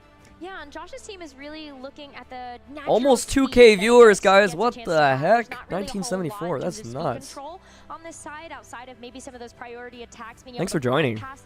This is actually wild. That's amazing. How much does the official Pokemon stream have on YouTube? Like 10K, 15K? As well. This Rillaboom is Terrafire. Maybe here we go. Okay, Instant Bolt. Like oh wow. That is not how I expected this to start. There's a mirror here on the field as well. The Incineroar and Raging Bolt leads from both players. We see the Intimidate interacting in such a way that Joshua's is... So it's interesting because this is AV Bolt, whereas this is more offensive with Booster. A little bit faster than Joshua's. Could be very important going forward in this match. But Josh's Raging Bolt does have this Assault Vest, so something that it can maybe see. There's this mind game of both sides of whether or not you want to just get them to Terra early. You get a chance to fire back first. The Assault Vest means, though, it does not have access to Protect. You have no way to block a possible fake. Yeah, I really didn't think Joshua would index so heavily on Bolt early, but it makes sense to me because you have Will-O-Wisp on Incineroar, so normally Bolt doesn't want to go up against Ice Rider, but you have a way to just stop the Ice Rider by burning it. Stop some of that damage, and that is true. Adam's Incineroar is able to break out. Okay, just fake out trade turn 1. It's a lot of big speed interactions here, though, right? Like the fact Joshua's Bolt flinches first, it's a pretty big deal. Because now Adam's in a really weird spot, right? You're not Assault Vest, so I think what you could do is Protect here and then Parting Shot into Bolt. Actually outspeeding the more offensive. Or Terra. Yeah, he's going to go Protect. Well, here's where that difference can come into play. With Adams having access to Protect, it's able to go for the Protect on Wait, the also, Bolt what? As we see Adams is so fast. Max speed instant is something people have been using. So now that special attack is That's a gonna be really big lowered deal by in this one matchup as well, stage, and though. Adam gets a chance to Interesting. bring in something else to take that slot. Really fast Incineroar there, able to parting shot. Yep, Ice Rider. Faster Raging Bolt. Calyrex Ice Rider hits. Is it ever a speed type? It could be, but with bolts, I think like it's pretty rare for it to be exactly around the same, especially given that these are very different team compositions. Protect 2 is going to make sure that this is really nice though. The knockoff into this gets rid of Clear Amulet, which means Instant can now pivot out. You can still pressure Will-O-Wisp immediately right now. I think Josh is off to a really strong start. Getting rid of Clear Amulet is so nice in this matchup. Are both now incredibly effective into that Calyrex Ice Rider. Clear Amulet, such a fantastic move that we see a lot of the physical. Okay, so I think Josh has a lot of different options here, right? Like the Bolt is protected. I think Will-O-Wisp and Draco is pretty safe, but like your Draco's not going to KO, so you have to worry about getting KO'd in return. So you could switch Bolt out into Amoonguss right now. Oh, he's considering a lot of different options though. Looks like. Grass does come in handy. Yeah, okay, so Adam's like, I don't want to take the Draco Meteor. I don't want to commit my Terra either. Switches in instant, so what you do is probably then protect Ice Rider and then fake out Trick Room the next turn. Able to help mitigate some of this damage from Josh's own Incineroar to lower its attack stage by 1. As Adam's spending a lot of resources to set up Trick Room right now, though, is the downside, right? And like Bolt is happy to just, that's still really good damage, right? Look at how that special attack drop really played a role as the Incineroar not able to land that. Now, if you're Adam, though, you can fake out instant Trick Room. Joshua's Ghost Terra, though, on his instant, right? So he could Ghost Terra Will-O-Wisp. It will have the option to go for something like a fake out or even a possible taunt, which would prevent a parting shot or a Will-O-Wisp, neither of which the Calyrex. Yeah, you could hard switch. I like the switch into Amoonguss because like you got rid of the There's not a great way for Josh. You got rid of the Clear Amulet. With damage of your own and an icicle, okay, he's just considering WoW here. A really big threat. We see the Amoonguss and Calyrex. I think I personally would switch Instant out here, but I think it's okay. Do I think Instant is going to win another World Championship this year? Yeah, for sure. In one of the 3 divisions, no doubt. Those Draco Meteor drops as well as the parting shot it took earlier. So reset those drops as it goes back into the Pokeball, and it's going to be the Shadow Rider Calyrex that takes its place. But the taunt goes for taunt. I like taunt a lot there. Knowing that you're fast instant. Yeah, that's nice. So it can't use the Will-O-Wisp into the Ice Rider Calyrex, which is going to give it the opportunity to go for this Trick Room. Really nice play there. Taunting and Incineroar. This is really interesting because now you can keep clicking taunt as Amoonguss tries to switch in. You have to switch it out. And in this case, if you switch out Incineroar into Raging Bolt or Amoonguss, that's a super effective Glacial Lance hitting that slot. Yeah, so like Josh is in a weird spot right now because like Shadow Rider doesn't want to obviously eat up a knockoff. You could Terra, yeah. This is the alternative. I actually think it's okay to just Terra and attack here with Calyrex, but this is why I would have liked to see Instant switch last turn into Amoonguss because now that you got rid of Clear Amulet, you can pivot Instant back in. The taunt makes this really awkward because your only options are either knockoff, which isn't going to do very much into either, or you switch. It would come in very handy, but unfortunately it does not resist that Glacial Lance. Yeah, I like this option. I think just going for damage is right here. Because you can't swap out Incineroar and bring it back in the same turn. Fairy Terra helps out a lot as well. Yeah, and no parting shot available after that taunt. So we are still going to see a terrestrialization. Okay, yeah, I mean, the play here is parting shot into Calyrex and Glacial Lance. If he does not parting shot, he goes for knockoff. Knockoff plus Astral Barrage might just knock out Ice Rider, and that would be really bad. 2,000 viewers, guys. What the heck? That's amazing. Thanks for tuning in. As it does not use Flare Blitz. Again, opting for that Will-O-Wisp instead. Will take neutral damage now from both knockoff. Okay, what does Instant do here? Does it parting shot? Does about like 2/3 damage to this. Knockoff's not gonna. Oh, okay, never mind. Astral Barrage is not KOing that. That did nothing. It also did parting shot. Nice play by Adam. Nice play. With the parting shot though from Adam's yeah. Without Life Orb Respects on Calyrex or offensive Terra, Astral Barrage, you'll survive. If you have a Amoonguss out right now, oh, you just bring it out.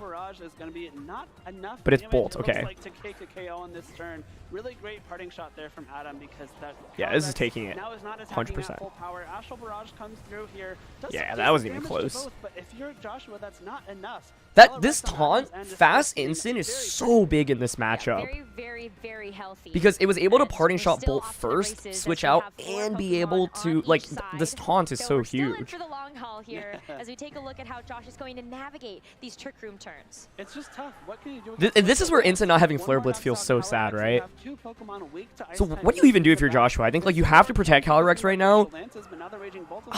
Wow, this is actually so hard, right? Because it's like nothing wants to take Glacial Lance. If you're Adam, it's very safe to just Glacial Lance and go for Dragon type attack into the Instant slot. One way to be able to reset this taunt is to get this Incineroar off the field. This is why I think Instant needed to switch out like 4 turns ago. Drops onto this Ice Rider Calyrex. A protect here from the Shadow Rider is also going to help stall out some of these turns of Trick Room and make sure that you aren't going to be giving over too many attack boosts to this Ice It's just Rider so on awkward because if even once Instinct... Oh, it does live! Okay, did you... Okay, Thunderbolt, yeah. That's where this Raging Bolt on Adam's side can come in handy and finish. Is Adam running Draco on his bolts? Because I think Dragon Pulse there also could have been fine.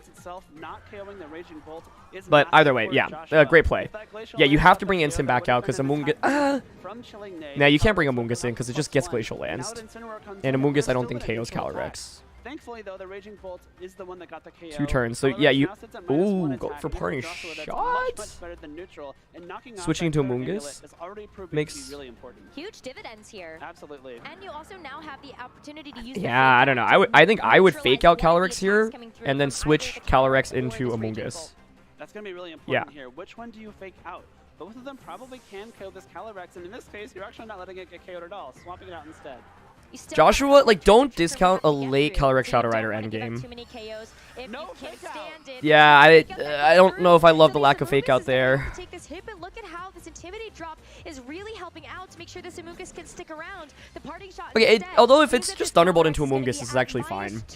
Not having been able to take a KO yet. Calyrex is at -2, but the Raging Bolt is still at neutral, and if Adam went for an electric type move into that slot, yeah, so Shadow Rider comes back out. This Calyrex Shadow Rider could get sorry, it's Spooky Plate. Yeah, which is weaker than Life Orb Respects, right? Calyrex does hit the field once again. Oh, where's Bolt targeting? Thunderbolt, okay, instantly Amoonguss. That would have been really spooky if it went into the Calyrex. So now you protect. Last turn of Trick Room. Yeah. Trick Room is still up, Rosemary, which means that Calyrex and Raging Bolt. You could go protect. The grass switch Amoonguss out into Instant. But Joshua could read that. That Amoonguss still cannot take a Glacial Lance. Considering attacking here. Okay. Ooh. Of course, I believe it's the last turn of Trick Room, which means that one protect. That's bold. Okay, self-healing. Okay, that makes sense. Yeah. This is a big play if it's able to pay off. That's a nice play by Joshua. Some breathing room now for Josh, as you are no longer under threat of this Amoonguss getting knocked out, and Incineroar to come in to take its place. But the question is, do you just Draco into Amoonguss? So, ooh, what a play by Josh. Oh my gosh. It really is. So much space now. So the logic behind Joshua's Adam's play there is he's expecting Josh to play defensively and go like protect switch into Instant. That was such a big play by Josh. That was huge. Really big swing and momentum there in Joshua's favor as the Calyrex gets to fire off an Astral Barrage, boosted by that Spooky Plate into the Instant. That was really, really nice because if you had blown your protects there, then Instant just has fake out pressure the next turn as well. But that was the perfect play by Josh. But because it's no longer a ghost type, that was huge. By a fake out. The Covert Cloak is on the Amoonguss and not the Calyrex, as we've seen on some different Calyrex Shadow Rider teams, which means Adam really wants to pick up one more knockout right now. Also, if this Shadow Rider gets one single special attack boost, it's going to run out of control, I think. It will not flinch. That Amoonguss is at low HP, though. That turn could have been really, really bad for Josh, I think. But, yeah, makes a brilliant play. Adam was trying to get one step ahead and predict the obvious protect, and Josh was like, I'm going to make an even bigger play. The Intimidate drop onto this protect. Other opposing Incineroar on Adam's side might be really beneficial fake here. Out, yep. Calyrex has to go for the protect. And now you have fake out Astral Barrage pressure this next turn, which is huge. This is an amazing final. Okay, yep, gets the Draco. This is KO. It does, yep. To get the knockout. This is such a good game. Thunderbolt there. The Amoonguss was already very low, and Thunderbolt, even though it's resisted, was surely enough. I think both players are playing really well. There guarantees that if the Incineroar switches in. Okay, let's see. You're -2 now, so you can just Astral Barrage. Now you have set the Pokemon count in your favor 4-2. But Josh is Astral Barrage Spore. Okay, I like that. Because he's only down to his final 2. What is Adam's final Pokemon is the question. To secure a knockout.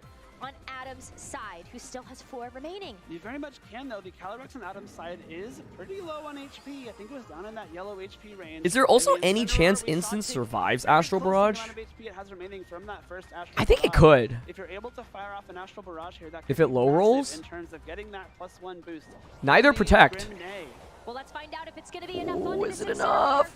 Oh, it is. Okay. To boost off this Calyrex's Yeah, this gets really scary now for Adam.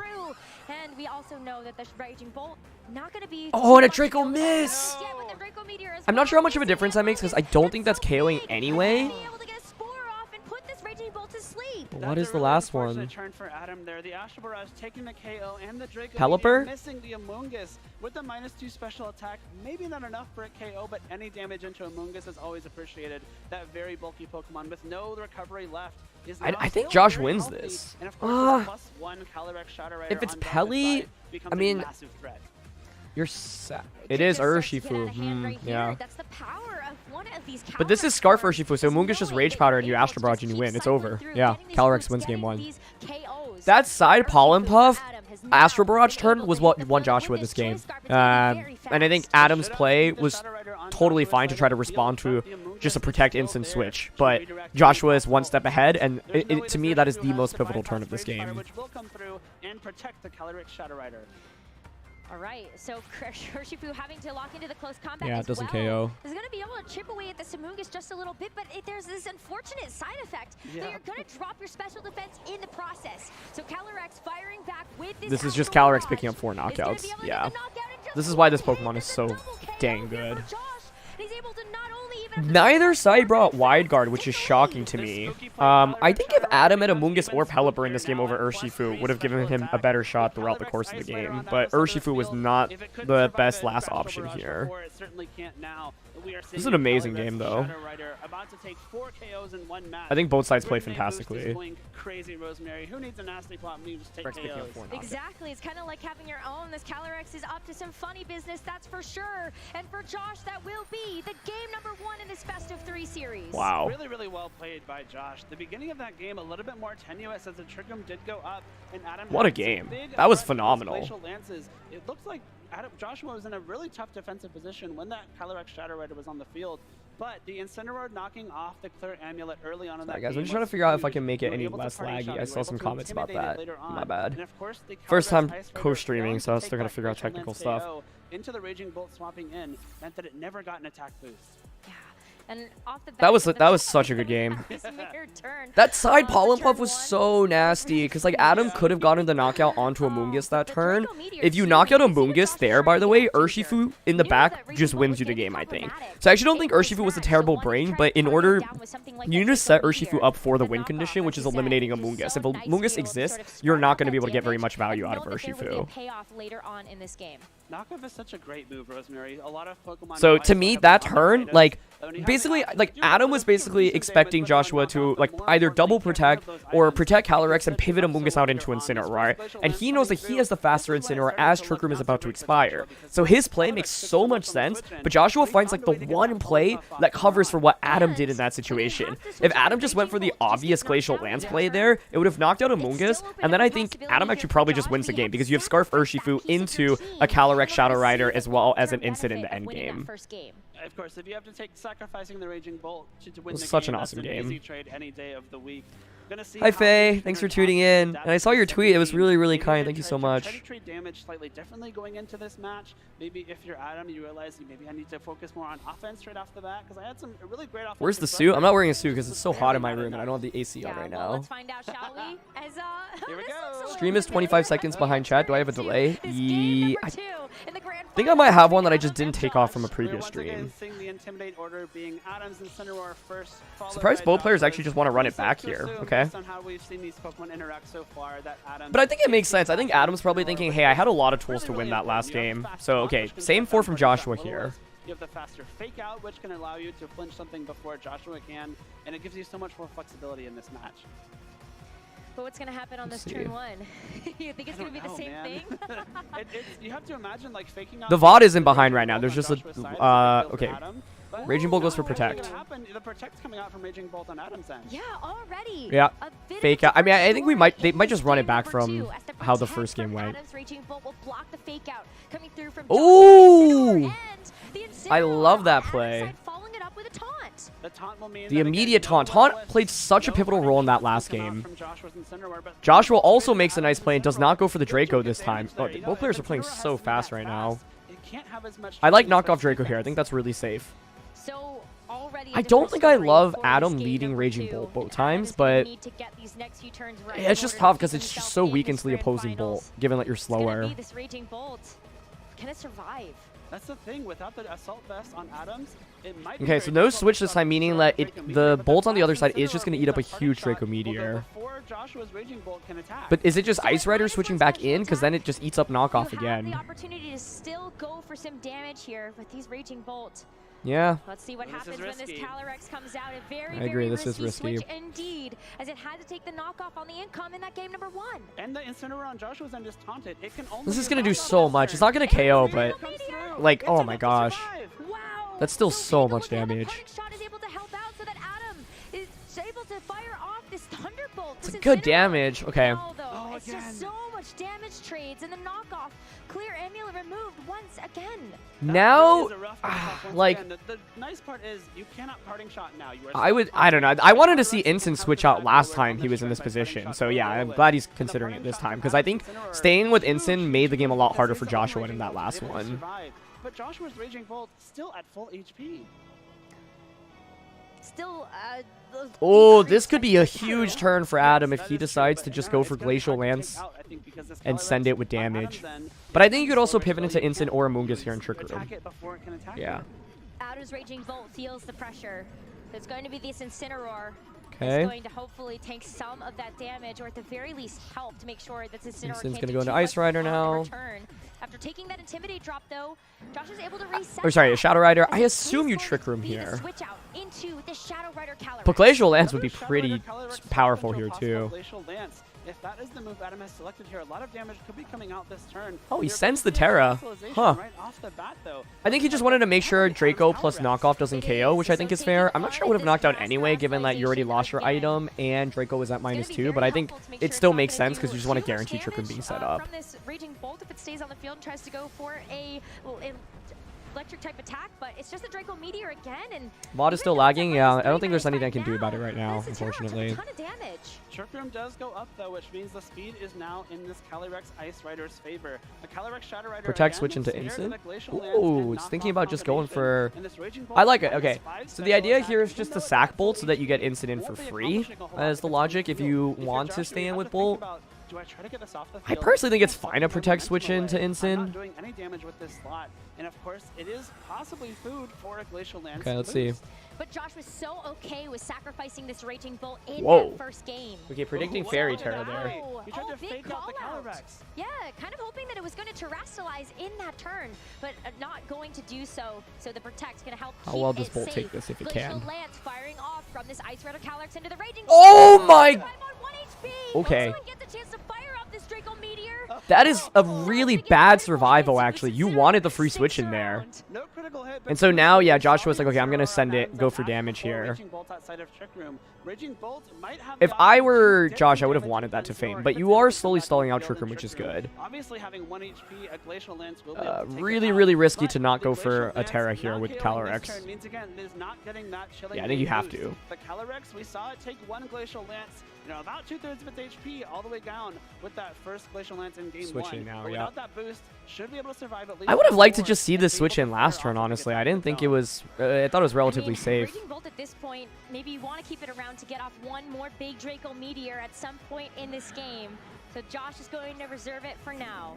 Incineroar, hoping to tank this damage too. I really, really would like to see like Pelly in the back for Adam, because it's like the advantage for Joshua is he's able to just spam Astro Barrage without any consequence. Being knocked off again, coming in really handy here. The Intimidate onto both the Incineroar. You have to Terra here, and you might as well. Like, it's Fairy Terra is just so safe in this matchup. You don't get punished by anything from the opposing side. Firing off these spooky plate boosted Astral Barrages.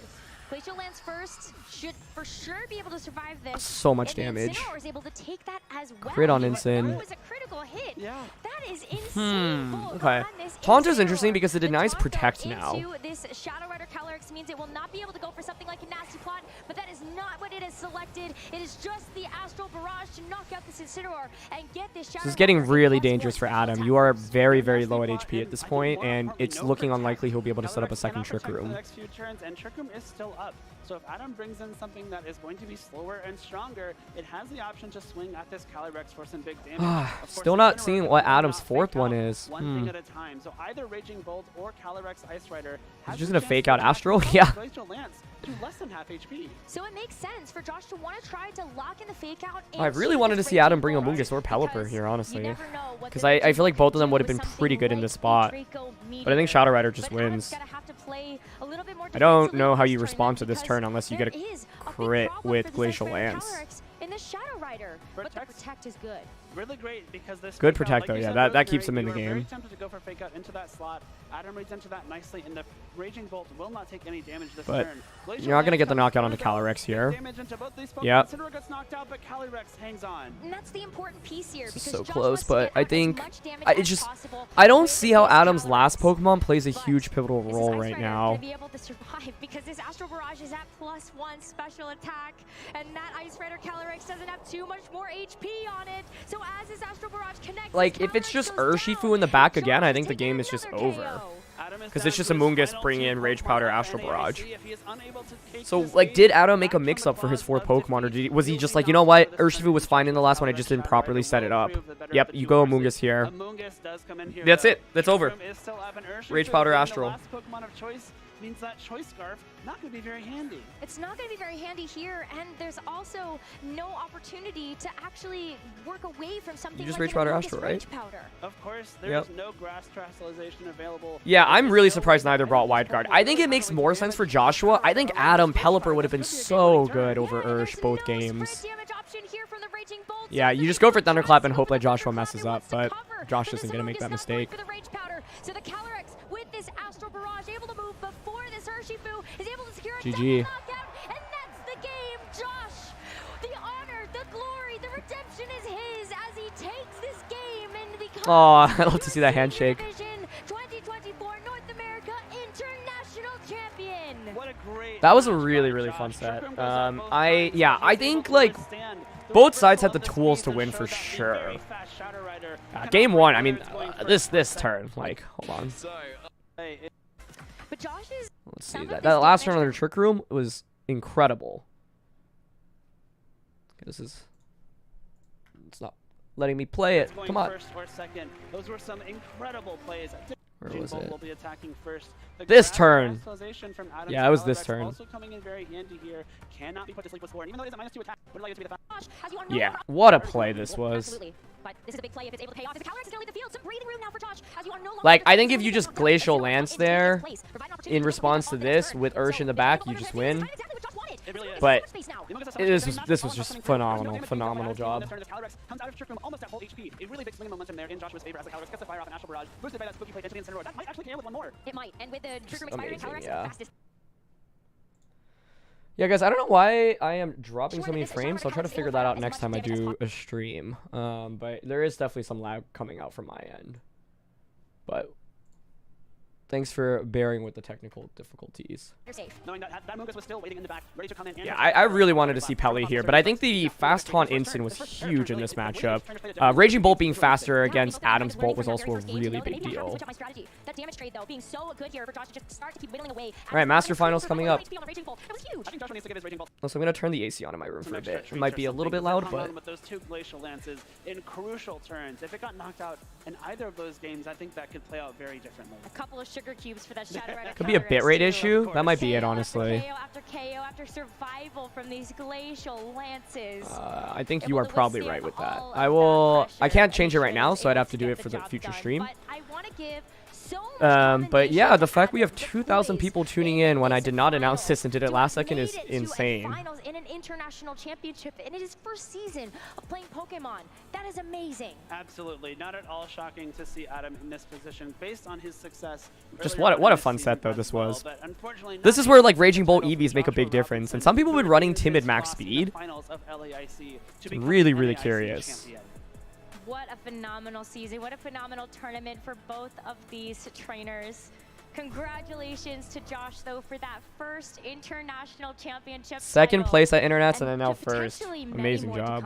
Absolutely, but not at all be surprised with the support of his dad, like we saw earlier on before that match. Okay, sorry, let me just respond to some texts. To see what Joshua can do from here on out. And Adam as well. If this is just your first season and you've made it to a finals of an international championship, I can't wait to see what's going to happen in season 2. Surely improvement, right? You got maybe another regional win or two, maybe an international championship as well. So much potential for both of these trainers. What an amazing start to our video game finals here on Championship Sunday. We have now been able to see 2 titles handed out and 1 more to go for this Masters division. Let's hear from our senior champion, Rosemary. We have Anna ready with Joshua on stage. Let's hear it for Josh, your senior champion. Josh, you've seemed so calm and focused on stage. Do you feel calm? Why don't I call in Wolfie for the finals? Because he's in New Orleans. Would feel very nervous in a situation like this. How do you stay so calm? I did it before, so I just did it again. I love that. He is stone cold, dude. Respect. You also made some really good choices. You were planning ahead in the match. Can you tell us when you made those choices where you were like, if I do this now, I know that it'll pay off in the end? Or like, if I led Instant Raging Bolt, I knew like we're gonna fake out each other, so there's no reason to like read hard. So it's just like. Yeah, I didn't expect Instant Bolt from Joshua, but I think it was a really smart lead, and there's a lot of dynamics that make sense. I don't know if these players had information about each other's teams and playstyles, but Instant Bolt felt like a really good lead into the Instant Bolt from the other side in particular. Pokemon or even like a play of the game for this? In this match? Yeah. Definitely Calyrex and Raging Bolt. They said that you should give a sugar cube to Calyrex as well. Now, who is out here or watching at home that you might like to say hi to or thank you to, anything like that? All my family, Santino, Isaac, Sebastian, all the Discord servers I'm in. Yeah. And now we're going to get to see you face. Why not go to NAIC? Because I qualified for Worlds, and I wanted to spend the weekend. It's my last weekend. At grad school, so I wanted to spend it with friends and just hang out. And I traveled the last few weekends, so I wanted a break. Casters, back to you. Wow. What it's my friend Evan. From our newly crowned international champion in the seniors division. Wow. That was such an exciting match, and to see 2 incredible seniors players play at such a high level is always Turkey Soup. I think I'm not going to just change it since we're already at the Masters finals, but I'll definitely look into doing it for the next stream. Absolutely. Juniors players become senior players, become Masters I love Evan's socks. Players, and that is what we are about to do here is crown our Masters international champion. Remember, this is our last stop of the year before the World Championships in Hawaii, so make sure you are following our channels. Zach, how am I going to balance it? We'll figure it out, but I think it's mainly using, downtime when things aren't crazy to load up on videos. And, I've been in grad school, and I've definitely reduced the amount of videos I've been putting out, but I still find time to do it here and there, so I think it'll be somewhat similar. Masters top 8 bracket to watch our 2 finalists, Aurelian Sola and Patrick. I think Aurelian's coming into this finals as a huge favorite. He's been in, they have been in so many finals this season, and I think that they have, they've just been playing so spectacularly in this tournament as well. Absolutely, an extremely tough path through the top 8 bracket for Aurelian, but Aurelian, they are how long till Worlds? It's in August, so 2 months. competition. Has done that multiple times over the course of this season, and when they were in the senior division as well. Yeah, I think Aurelian's easily top 3 player from Europe, and like they will have to get through. This is such a long path to like the big win that they've been looking for so long. Out of nowhere here in the North American International Championships, no one who really expected him to make it to top cut, let alone the final. This season has been crazy because we essentially had like I was going to say, after talking with both EUIC and NAIC finals, it was like legendary European player versus North American player that like has like a true crazy breakout performance. Some very difficult opponents in top 8 and top 4. Of course, the matchup against Xiliang Tang and that Woqian was an incredible battle to watch, and Patrick just has this ability to get into his opponent's heads, figure out what they're thinking, and then use their thinking against him. And this is something that he really curated at his local scene down in Florida. Absolutely, and it was such a different path for Patrick, playing 2 very different teams. The Woqian Kyogre team that you referenced against Xiliang, and then a Miraidon team. So a really long, drawn-out, grindy match from the Woqian and the Kyogre, and then the sheer offensive power of the Miraidon in that top 4 set against Jan. Incredibly talented player. And watch our 2 AUR. Aurelian. Using Terapagos and Grimmsnarl, which is really cool, and then Patrick Connors. Oops.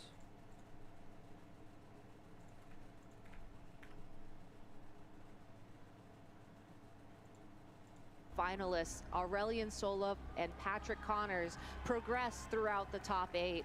It was a very difficult road for both of them. Aurelian team sheets into his Calyrex, but you know, shaking things up between games 2 and game 3, dangling the Calyrex, tempting him to take that KO, and then just protecting right in front of it and taking all the momentum back.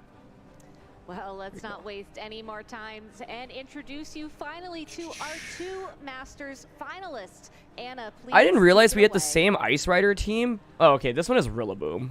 Thank you so much. Let's but more or less the same Ice Rider team in all 3 divisions finals. That's wild. Wow. And then Terapagos here. I'm so excited I can tell you R2, so we are not going to waste any time. Please welcome to the stage your finalists, Aurelian Sula and Patrick Connor. I think this is Aurelian's 3rd finals this season, maybe 4th. Come on in close. We're going to do a little bit of an Aurelian, I'm going to talk to you first. Now, you've put up some really good showings, even back in the senior division. How are you feeling right now? Do you feel like confident that you can keep that rolling? We'll see. I feel really excited to play in day 3 for the first time, actually. Like, even in seniors, like, my runs always ended in a top 4 at furthest top 4 at IC, so yeah, really excited to play my first day 3, yeah. Awesome. Yeah, Aurelian's been like by far one of the best players in the world the last few seasons. But this is like, I think the first like major title that they're chasing, so huge opportunity. We'll see. I guess it depends on the matchup. But I think really, like, Grimmsnarl Specs Terapagos, not a combo that a lot of people had on their radar going into this. Anyone that's out here watching you that you want to say hi to? Yeah, am I going back to casting? I cast more than I play, but I'm playing Worlds this year, and then next season we'll see. The people let me like prep with the team, so yeah, Suika, Junshi, Kent, thanks also James Evans for the advice before finals. Team Z, I hope I didn't forget anyone. If I forgot you, sorry, but you know you are. Thanks a lot. Sounds like you've got quite a community here. Let's hear it for Aurelian! Yeah. All right, now Patrick, I want to chat with you. The casters were saying this was unexpected. They didn't expect you to be here. Was that faith? Should they have had more faith? I think so. I don't have anything to lose, but I have everything to gain. I love that. So Patrick had some really, I was reading his Twitter, and it was cool. He was like detailing his journey this season. I think he was like, I'm just excited to play it in NAIC, and now he's in the finals with the chance to win the entire dang tournament.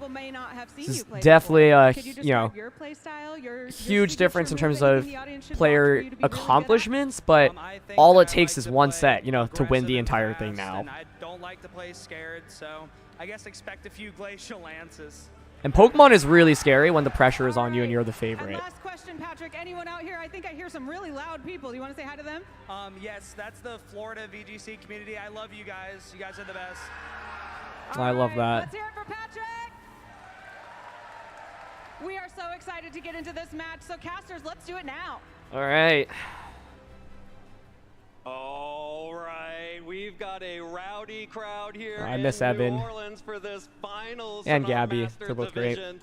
Both Patrick Connors and Aurelian Okay, let's just Sola look at their have team sheets real proven quick. themselves to be extremely strong and gutsy trainers in the matches that we have seen both of them play.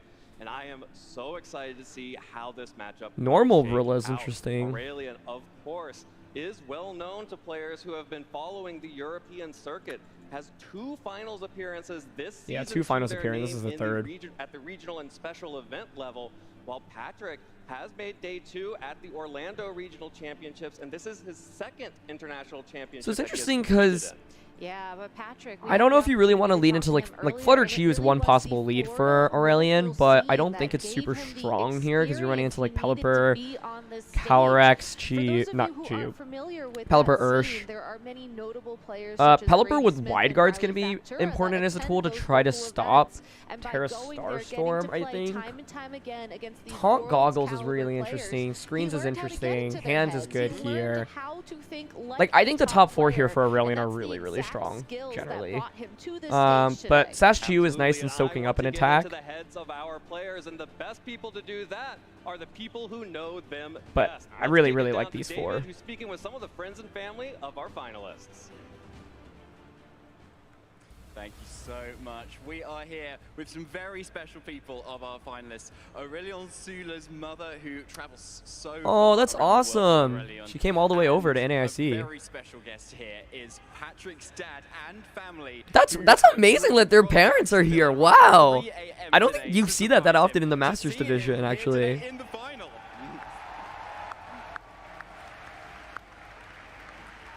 That's so You cool. must be pretty tired, Danny. No, absolutely not. It's worth it every minute. I'd have done it 24 hours. It doesn't matter. Love my son. Love my whole family. Yes, sir. Oh. Incredible.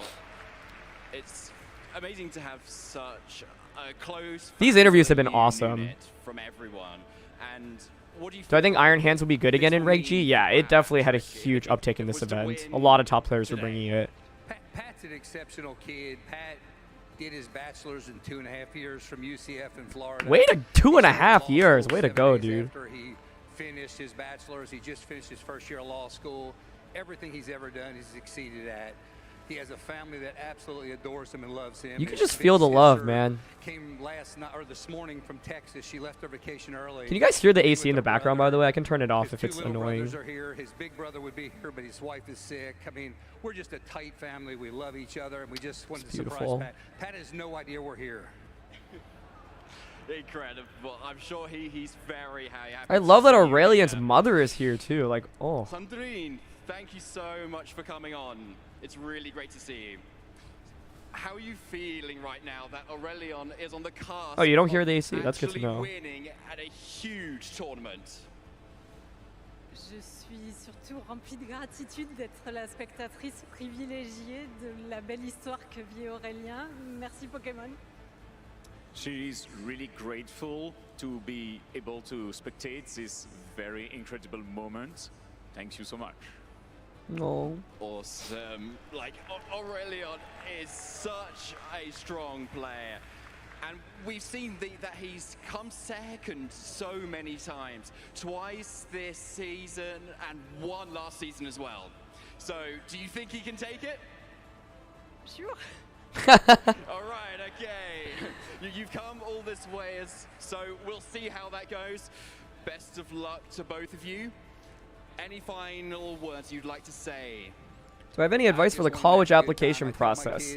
Send me a DM on Twitter. I will do my best to give you some advice. Win or lose, they both already won. It's just a wonderful thing. Good luck to your son. I think it's wonderful, and that's it. Thank you so much, Dane. Oh. And Sandrine, anything you'd like to say to Aurelian before he goes up on stage? Je lui ai dit d'avoir l'envie inébranlable de gagner, de faire de son mieux, et après, c'est du bonus. On verra ce qui se passe. She told her to have the best will to win this game ever and to just give him his best. Thank you so much, both. Why am I not commentating? I couldn't make it to New Orleans, or I decided to skip out on the event, both as a player and a caster, because it's my last weekend at grad school. And we expect no less from both of these trainers here in our finals. Aurelian Sola, I feel like we have watched them grow up through the seniors division and now competing in the masters division. This placement is a personal best. That was an awesome interview. I can't believe both of their parents are here. Like, that is so awesome. Out there in the crowd rooting for him and back home, I am sure. And I hope they're proud just to see their, children here. For sure. And let us know who you think will take this win. As us, I think Aurelian's definitely the heavy favorite coming into this, but own predictions in. oh wow. I gotta say, some caster predictions cool. For Ice Rider all weekend, and I still have your back, Patrick. I have your back, Calyrex Ice Rider. I don't know what do I think about Specs versus Cloak on Terrapagos? I like Specs a lot more. I think the damage just feels really underwhelming. Calm Mind is good, but it's so much harder to play in my opinion because it takes a lot of setup. A strong competitor ever since they aged up into the Masters division, and it just feels like this is fated. I just want to look at the teams before we get started. This weekend. Thank you, Maxwell. I really appreciate that. Time in the finals at a tournament. They haven't 2,000 viewers as we get into the finals. Let's go. Let's go. Patrick, on the other hand, this is his first time. I cannot believe something I did this last second has this many viewers. So thank you all for tuning in. Seriously, guys. Only having gotten top 64 at the Orlando Regional Championships back-to-back in 2023 and 2024, in addition to a lot of regional. Fluttermane, Moonblast, Icy Wind, Shadow Ball. Yeah, we are ignoring Premier Challenge and mid-season. I think like if you're Patrick, I'm definitely bringing Rillaboom. I'm bringing Ice Rider. Those are extremly competitive. It's interesting to consider as a lead. If you can nuke Grimmsnarl before you get his screens up, that'd be nice. You could consider something like Rilla Ursh, fake out Surging Strikes into Grassy Glide, but then the counterplay to that would be Iron Hands going for fake out onto your own Urshifu. So I think Hands Grim lead here with like Terrapagos in the back is interesting for Aurelian. Yeah, Aurelian certainly has had the same amount of practice though, given just how competitive of the scene the European community is. I missed you, Dom. Hope you guys had fun. Hope you guys have a fun night tonight too. Just a couple of months ago. Let's go ahead and check in on these teams as Patrick. Okay, now we can talk about the teams. Yeah. So we've seen 3 Ice Riders in the 3 different finals. The key difference here is there's no Amoonguss, which is normally on these compositions. Instead, there's a Rillaboom. Assault Vest Rillaboom. Part of the reason people have been using this is because of Miraidon existing. Being able to change the terrain is a really big deal, of course. This also does valuable damage. It is not my only win condition. Yeah, he said to expect Glacial Lances. He said to expect Glacial Lances. Yeah, so I mean, like, this is obviously going to be the primary carry. I think Rilla personally is going to be important here. Given that this is a matchup against Terrapagos, Urshifu is huge. You want to ideally get to an endgame where you just close combat here. This is such a funny lower third, by the way. If you can get a late game Urshifu close combat into Terrapagos, that's one of the win conditions to look out for. So, to me, like Rilla, Calyrex, and Urshifu feel like must-brings. But, you know, I don't know if these players have fought against each other already or if they have, you know, they obviously know these matchups a lot better, but that's just like my intuition as someone just like who hasn't played this specific matchup. I also think Aurelian's team is interesting because it's very unlikely people have experience against Grimmsnarl, Iron Hands, Terrapagos, that trio. I believe that the matchup was going to be very even. No clear favorites in the team matchup, so we'll have to be playing the player as much. Yeah, and to me, it's like Hands was had a huge uptick in this event. It's interesting you say that because Aurelian Grim, very few people have been using, and then obviously Specs Terrapagos. Playing the player and not necessarily playing the game. Aurelian is running the Terrapagos alongside CC from Urshifu into Terrapagos doesn't pick up the one-hit knockout. Yeah, I agree. Balancing the instant offense that you don't like the ideas you get like 40% onto Terrapagos ideally and then end the game with a close combat. It's a lot harder as a win con in this matchup, but I think it still makes Urshifu worth bringing. Did in their top 4 match was they were very conservative with because even normal close combat doesn't knock out, like the Terrapagos should be EV to survive regular close combat without reflect even set up. Early on, so that Terra Starstorm Yeah, this is open team sheet. Can do spread damage, can hit both targets at once. If I'm Aurelian, I want to prioritize setting up screens early. I think Hans Grimmsnarl feels like a really nice lead. Terrapagos is obviously huge. I don't know how I feel about Flutter Chiyu personally, at least in a game 1. Like, I think I would go Hans, Grim, Terrapagos for sure. The fourth slot is flexible. Like, I don't know if Ursh is really that valuable. You have Taunt, but like, without a Mungus on the opposing side, I don't think you need it as much into a composition like this. So then you could bring Chiyu or Flutter instead. And it's actually going to be Flutter lead. Oh, interesting. Okay. Turn 1 of game 1 of our Masters Division Finals. That is the Fluttermane and Grimmsnarl. I'm really curious to see how Flutter is going to be utilized here. And the Raging Bolt. Fake out pressure for Patrick, but screen pressure for Aurelia. And that's exactly why you need to You could fake out Grim and like double into it. Okay, he's thinking about switching here instead. No Urshifu brought here for Patrick. Interesting. I think Patrick is saying, you know what, I can't really deny screens very easily, so close combat's just not that strong because I'm not going to have a positive trade.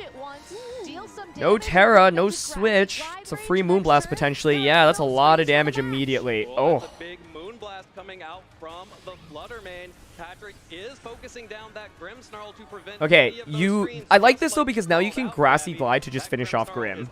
So that would actually deny screens. Oh! Potentially for the Raging Bolt. It would be a trade okay. for the Raging Bolt, but I think that's a trade you not going to glide the Grim. As the Raging Bolt is going to be doing neutral damage to a majority of Aurelian's team. The goal here is if I'm Aurelian, I think I just stay in and try to set up a screens anyway because I don't think you want to switch, but wow, they're going to make the switch. This is a really nice play by Patrick. Oh. Take some damage for the trouble. Yeah, the Iron Hands is going to take some damage, but the Grassy Glide is oh, but I don't think you get that. No, that's really bulky. Yeah. Oh, yep, it survives. Wow. Just barely not enough to pick up that was a really nice play by Patrick. Oh, wow. The fact that Flutter took less than 50% from a glide is, I mean, these Flutters are normally super, super bulky. Unless Patrick wants to wow. The second fake out user. Instead, though, Calyrex Ice Rider making it onto the field. Yeah, so Aurelian did bring Hans Grim. Decided I'm not going to bring Ursh, which makes sense. I think Flutter makes sense as a Raging Bolt answer. To get an early chilling Nay boost on that Pokemon. Instant switch, you still have protect. To be careful with how you approach this next relatively safe. Fake out available thanks to that okay. Hands, but that is a very safe play to go for after Terrapagos hits the field.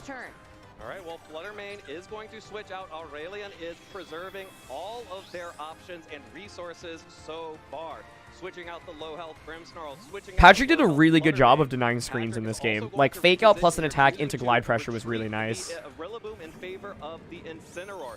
Now getting an Intimidate drop onto that Iron Hand and threatening fake out pressure onto that Choice Specs Terrapagos that has no ability to protect next turn. Yeah, I agree, Talon. I think Woodhammer protect. With the protect I like that more. I agree with you. We won't be seeing any damage connect with it as. Okay, now you have fake out into Terrapagos.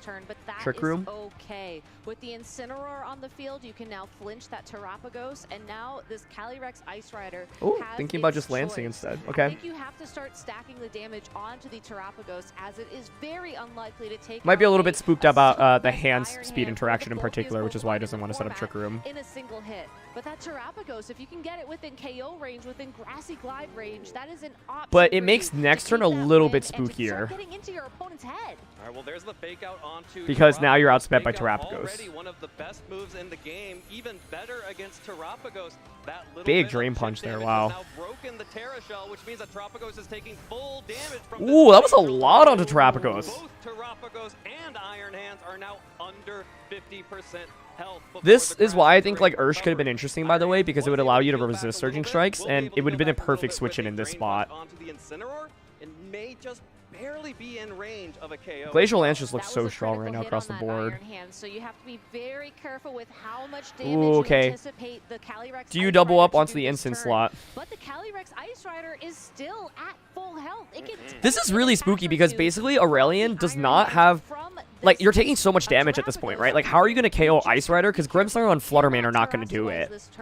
because as soon as you do, you are putting yourself in I agree. I really like that Pat's position Terrapo's right now. moving forwards. Patrick is playing in a very offensive way, but that's still matching the conservative pace that This is a big Aurelion turn, setting though. for Let's the see. Let's see. All right, well, Patrick wants to preserve the Incineroar and the Intimidate drops on Ooh, committing the Terra here. Okay. major sources of damage for Aurelion.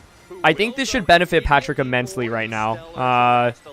Double fake out cycling in this matchup is a huge deal in dealing with Specs Terrapagos. This grassy terrain is Yeah, I think gone. Pat should win this first Rillaboom is game. on the field. That means there is no priority grassy glide until the Rillaboom can switch out and back in. And Aurelion, I don't think is Hyper Beam. Hyper Beam would have been huge. Dark Pulse. But fortunately, Patrick has scouted that out. Oh, that's it. I think that's it. I think Patrick wins game 1. So Rillaboom gets in for free, and the fake out has Wow. Yep. Fake out Terrapagos, Glacial Lance, Patrick or is Trick just Room. making correct call after correct call here. He is in Aurelion's head. Wait. If you go for Trick Room, if Iron Hand switches out into Grimmsnarl and Self Thunder Waves, is there any chance Terrapagos outspeeds the Ice Rider under Trick Room? Because even if it is locked into that Dark Pulse, you have I don't think fake so, out right? support. You can stop it from attacking this turn. We've seen how much Glacial Lance does. Trick Room was That's the only way I could see Aurelion winning this one. looking like it might be Patrick's It's looking too doomed. Yeah, Patrick mentioned that the Trick Room was an option specifically for Calyrex to sweep. So here is Grimmsnarl coming in to protect Terrapagos. Aurelion does not want that restricted Pokemon out on the field and vulnerable to big damage. Speaking of big damage, that is not what we're seeing. That's the one downside of setting up Trick Room. Oh, he did it on. They did it on stream. Okay. Damage and recovery into the Calyrex. Yeah, so that's a possible win con now. Fully set up. For the next 4 turns, the slowest Pokemon are the fastest, and the fastest Pokemon are the slowest. The interesting thing about Grimmsnarl, though, is that But the thing is, how do you even get Self Thunder Wave off right now? I think you have to switch Grim out into Flutter to sacrifice it. Ability, which means if it goes for a non-damaging move, it will be attacking first. Yeah, it's a question of whether or not Calyrex is min speed. Yeah, that makes sense. Anyway, that's the only win con I can see for Aurelion right now, because otherwise Ice Rider just rolls over the team under Trick Room. Ready to go. You know that is your opponent's strategy. But okay, just gonna set up Reflect instead. Reduce the damage you take from these Glacial Lances and give yourself an opportunity to attack. But that Iron Just so much damage. knockout range from something like a Wood Hammer, it's not as safe as a We're at 2.5k viewers. What is going on? That's nuts. But the Calyrex is boosting itself with the chilling Nay boost. Yeah, I agree. Like, screens came out way too late in this game. The double fake out, like, Terrapagos did not get an attack off in this game. It flinched, and then it Dark Pulsed into a Protect. And that needs to be the most important Pokemon in this matchup.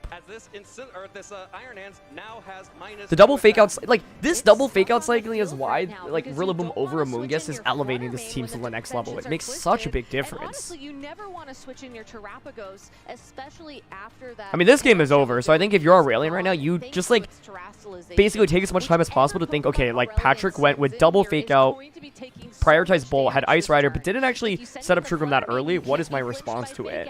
Right? So, like, what do you do against a Rillaboom plus Raging Bolt lead? Especially since Patrick dropped both Pelly and Urshifu.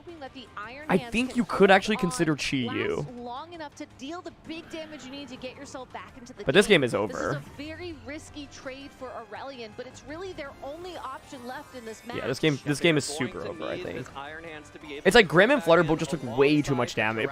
Patrick played this awesomely, though. I love the turn 1 fake out T-Bolt say, I don't care about eating up Moonblast. I just want to do enough damage to your Grim so that you cannot set up you cannot set up screen super easily.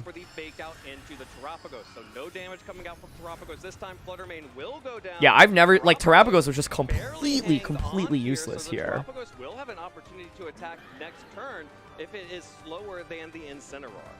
That's the big question, though. Typically, so I was saying I wanted to see Iron Hands led from Aurelion. I think that would have been nice.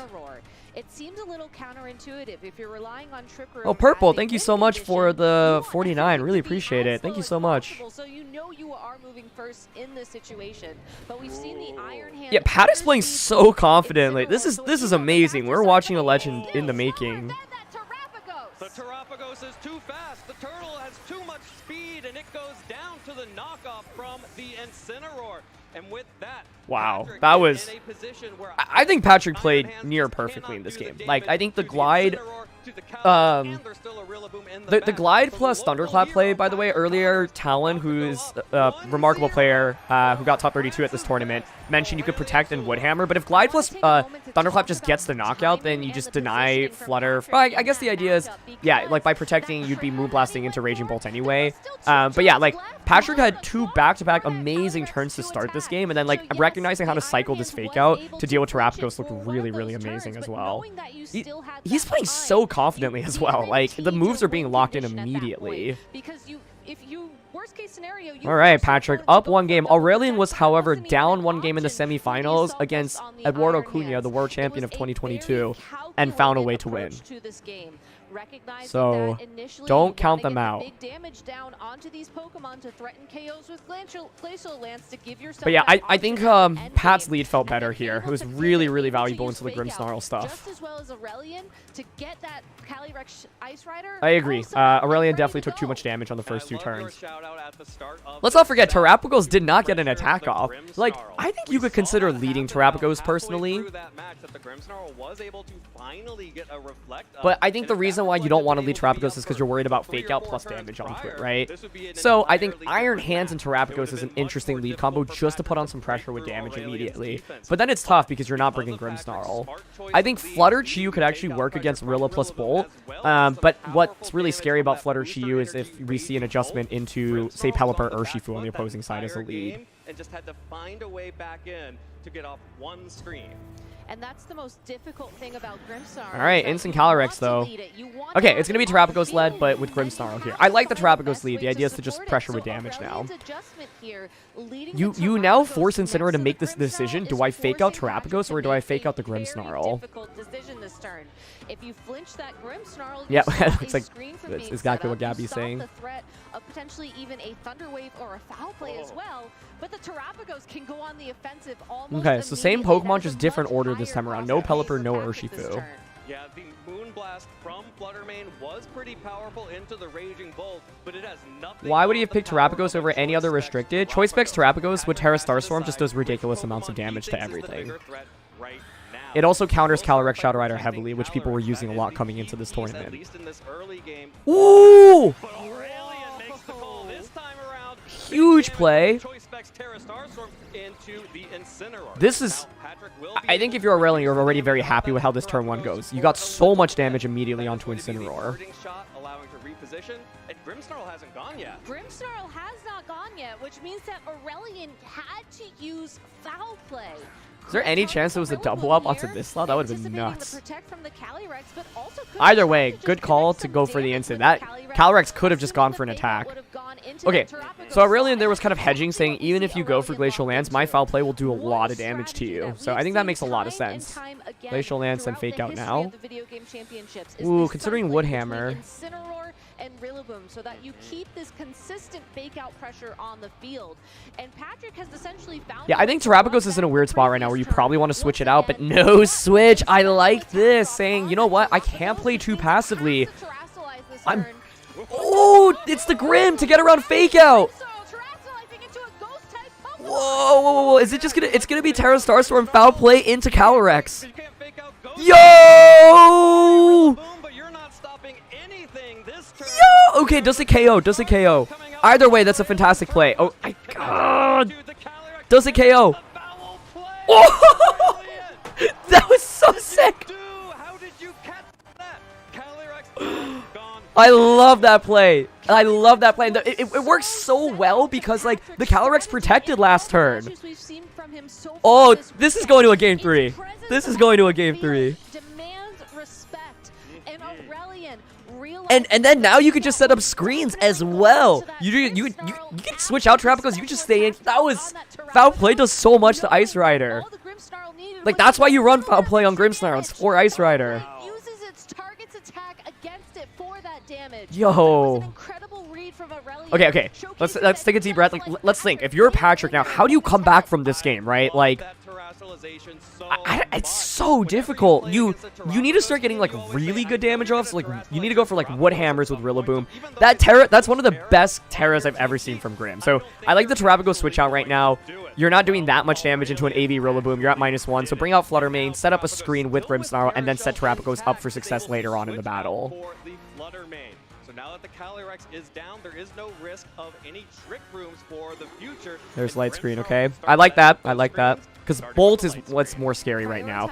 I think if Woodhammer went into Flutter there, ooh, that still does so much damage. Maybe you want to reflect there. Yeah, but true, but I do think that the Raging Bolt It's just tough now because now you can just bring out Terapagos and double up onto Rilla. This point out has not terastallized yet, and Raging Bolt has a great. That was such a sick play. And you know that the Terapagos can't then turn your own terastallization against you anymore. So Aurelion brought Chi-Yu, that's what I was saying. Pokemon, though, I gotta say, like, Chi-Yu is so good when your opponent doesn't bring Pelipper and Urshifu. And this is why it was the priority was to set up the screen for light screen rather than reflect, because you know you have Chi-Yu for Rillaboom. Making an appearance together on these finals. Rillaboom not But with Chi-Yu, you can't miss your moves. Yes, exactly. Aurelion's adjustments were so good in this one. Reflect isn't better because of the Chi-Yu, I think. Bolt is the way to come back. From that Terra Starstorm earlier. The Flutter Mane. It wasn't a crit. Yeah, the Chi-Yu was dropping the special defense. This finals is sick. Oh, like both games have felt really dominant. So we're gonna go to a game 3. Oh man. Okay, so if you're Patrick, how do you deal with Grimmsnarl plus Terapagos lead? I think you could go, like, do you ever bring Urshifu, right? Because you could go something like Rilla Ursh. And it pressures fake out close combat. Or fake out Surging Strikes. With a little help from the little Chi-Yu, and that's exactly what we saw there. Would it have been better to save Chi-Yu so that Pat didn't expect it? The game wasn't 100% won yet. You want to bring Chi-Yu out to, like, secure the victory. In the back. Yeah, Patrick showing off one of the cooler techs on this team. And also, yeah, you have the benefit of now now Patrick might be thinking about bringing Pelipper or Urshifu to deal with Chi-Yu. I love this finals. It's like both players like played so well in the respective ones in which they won. Okay, game 3. What? Aurelion down 1 game, completely changes their lead matchup, finds the Ghost Terra on Grimmsnarl. I mean, that Ghost Terra just wins the game immediately. And decided to bring Chi-Yu as well. So, if you're Patrick, what are the leads that you've seen, right? You've seen Grim Flutter, Grim plus Terapagos. So, to respond with that, I don't know. I think something like Rilla Ursh is interesting. We saw the Instant Calyrex in this one, right? Turn 1 alone, by the way, like, the Calyrex just ended up protecting. I think Calyrex, it's so tricky because if you Terra, then Terra Starstorm just does so much damage. The leads, I think, already have such a big impact on how the game plays out. I think Patrick, like, does he want to gamble right now? Because I think you could consider bringing Urshifu. Like, Pelly could put in a ton of work, but it's really risky because it means you're dropping 2 of the 4 of Bolt, Rilla, Instant, and Calyrex, right? Region typically has a lot of slow play, a lot of defensive style, and I think that's what makes this Grimm's foul play is no joke, though. You can't, like, it's actually pretty critical to eliminate Grimmsnarl then, right? Before it can get a foul play off. It was a very game 3. This is so nuts. Let's see. And bounds when securing the KO on the Calyrex Ice Rider. Yeah, like, I love Aurelion's adjustments here. I think hands over Chi-Yu probably would have still been fine for them. Yeah, this game 3 is going to be fascinating. Both of these players want to get in each other's the upside to Bolt is specifically what we saw, like that Thunderbolt. It's a fast Thunderbolt user, right? So it allows you to threaten decent damage on turn 1. And it's a little bit bulkier than, say, Urshifu, which might just faint to Terra Starstorm. I'm not sure how much investment you would need to survive Specs Terra Starstorm. Here we go. Rilla Calyrex. Okay. So no Ursh, but this is one of the things I was talking about, leading Rillaboom. Looking at a very different game. Absolutely. These may Okay. be the same leads, but you have to imagine the gears are Foul play is so spooky, though. Okay, I like the Terra. Yep, you Terra immediately. So, but now what you're vulnerable to is Terra Starstorm the next turn. Yeah, so this is what makes this really scary. The adjustment is you Terra, so foul play isn't doing super effective damage anymore. Goes to terrestrialize the Terrapagos here. A super effective Terra Starstorm. We're almost at 3,000 viewers. That is nuts. What? First, this does mean that there is no terrestrialization Okay. of the Terrapagos on Aurelia inside this field. And in fact, Fake out breaks shell. at all. And no super So the question is, does Aurelian play the same way? Did you go for foul play or did you reflect this time around? Oh, it's foul play. It's still good damage. That's so much damage! 50% damage, and Calyrex broke the Terra Shell with the fake out. Glacial Lance into both. Oh my gosh, okay. Does Glide KO Terrapagos? Now you could protect Woodhammer Terrapagos. Potentially vulnerable to a Terra Yeah. Terra Starstorm. Or Glide. Oh, okay, opting for U-turn. What this allows you to do is, if you protect U-turn, you bring out Instant, and then you fake out Glacial Lance. Possible that a Grassy Glide would not do enough damage to pick up the KO there. Oh, we're gonna see response in Terra. Okay, yeah, that makes sense. Because you know you're gonna KO the Ice Rider anyway right now. So you get rid of Terrain, which means that you can no longer Grassy Glide, which is really smart. And with the U-turn coming out, this is really spooky, I think, for Patrick, because now you get Reflect Up and you get Terra Starstorm. Also means there will be no more priority Grassy Glides, removing the terrain from the field. Patrick, This feels like such an awesome way to finish things off, where like it feels a lot more even than games 1 and 2. is able to start setting the screens. Reflect is first. But this is scary. Like, essentially, now you bring out Incineroar and you have Fake Out Glacial Lance pressure the next turn, right? So then Aurelian's response to that would be switching Terrapagos out. Deals about 50% damage to that Pokemon, a little bit less, as Patrick Oh, a crit through Reflect. Okay. Honestly, every little bit of damage you get can go a long way. It's Pelly in the back! Wide guard! Oh my god. Okay, do you ever make the read and don't wide guard? Yeah, like, wide guard's the safe play, right? But like, you could say, there's no way Aurelian's gonna go for Terra Starstorm. The Terrapagos has to switch out right now.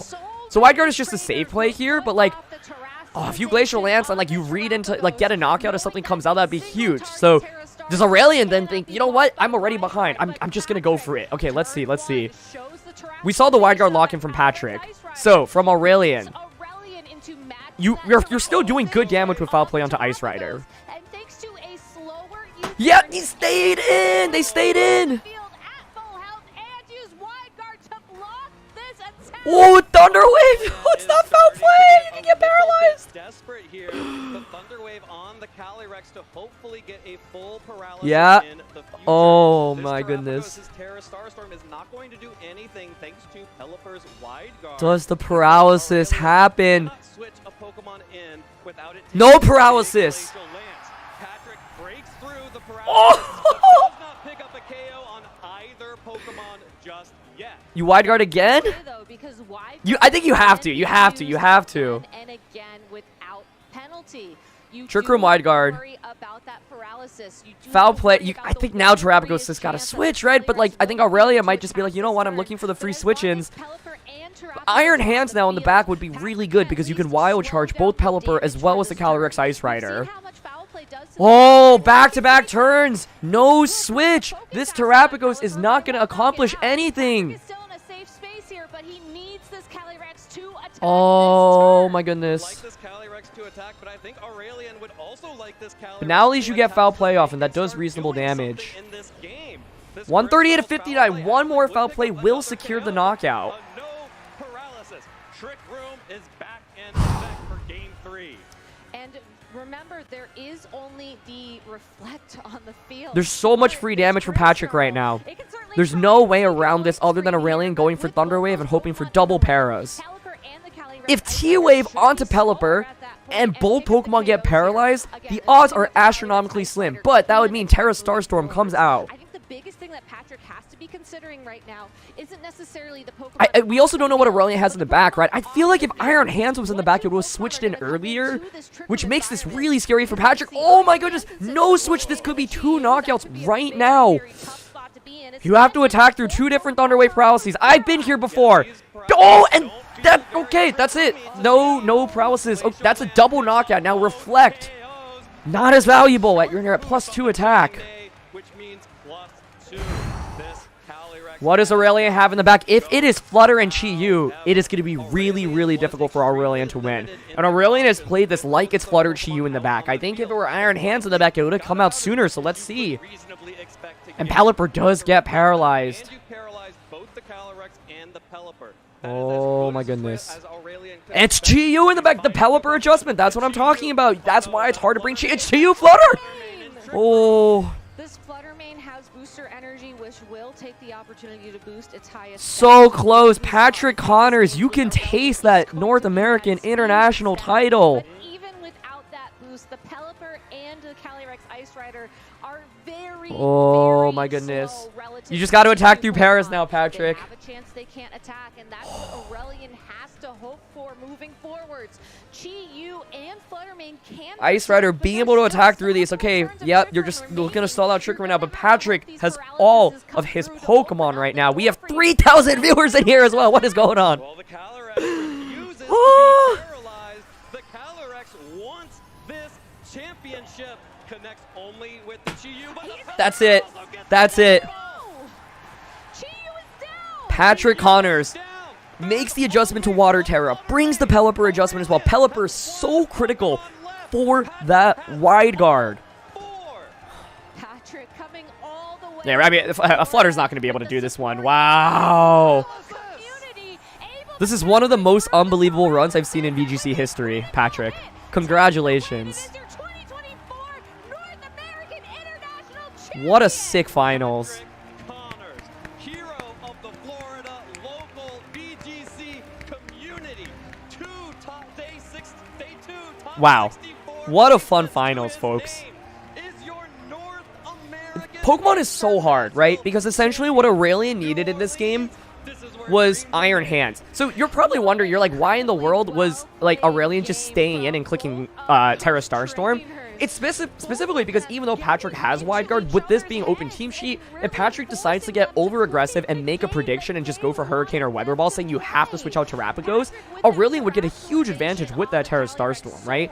And Aurelian recognized, I have Flutter Chi-Yu in the back. Flutter Chi-Yu is so bad for me here because there's that Pelipper in the back. If there were Iron Hands in the back, I think Aurelian would very much consider just switching Terrapagos out into Iron Hands. But knowing that you have Flutter Chi-Yu in the back, knowing that those are not the right resources for you to win the game, Aurelian's like, you know what? If Patrick makes a mistake, this play can win me the game. And so while it might seem a little bit weird that Aurelian just stayed in and clicked Terra Starstorm multiple times, I think it makes perfect sense given the resources that Aurelian brought into this game. Congratulations, Patrick. Wow. Incredible play there in the finals. Congratulations, Aurelian. By the way, and to Patrick, like, if Aurelian won this, it would have been 3 for 3 on Europeans winning international championships this year. But Patrick defends it for USA and claims the title here. Halting every piece of momentum Aurelian possibly could have had in that game through. What a finals. What an wow. incredible set from the competitor from Florida. I can't wait to hear Patrick's interview. Way to wrap up this incredible weekend of competition. Coming into this event, Terrapagos was the #1 adjustment that our trainers were expecting to see to the metagame. I think basically from Aurelian's end, it's like Flutter Chi-Yu felt really good at the end of a game 2, and Patrick, like, that's why Chi-Yu is really hard to bring into this matchup, because there's Urshifu and because there's Pelipper. So you have to make the call. Do I think Peli or Ursh comes in? If the answer is yes, then Iron Hands is infinitely stronger. But Patrick had not brought Peli or Ursh in either Game 1 or Game 2, and that's why Aurelian felt good adjusting to Chi-Yu after Game 1. To make it to the finals. And a little bit of hard work. Patrick What a Connors tournament, folks. doing an incredible job to find the outs. That was a really fun co-stream too. Sorry, I think there were some technical difficulties with the stream lagging a little bit, so I'll look into that for next time, but I've always wanted to do co-streaming. I initially had my day planned out. I was going to go to the gym, go for a run, but I was like, you know what? NAIC Finals is happening in 30 minutes. Why don't I just like open up the stream and try it out?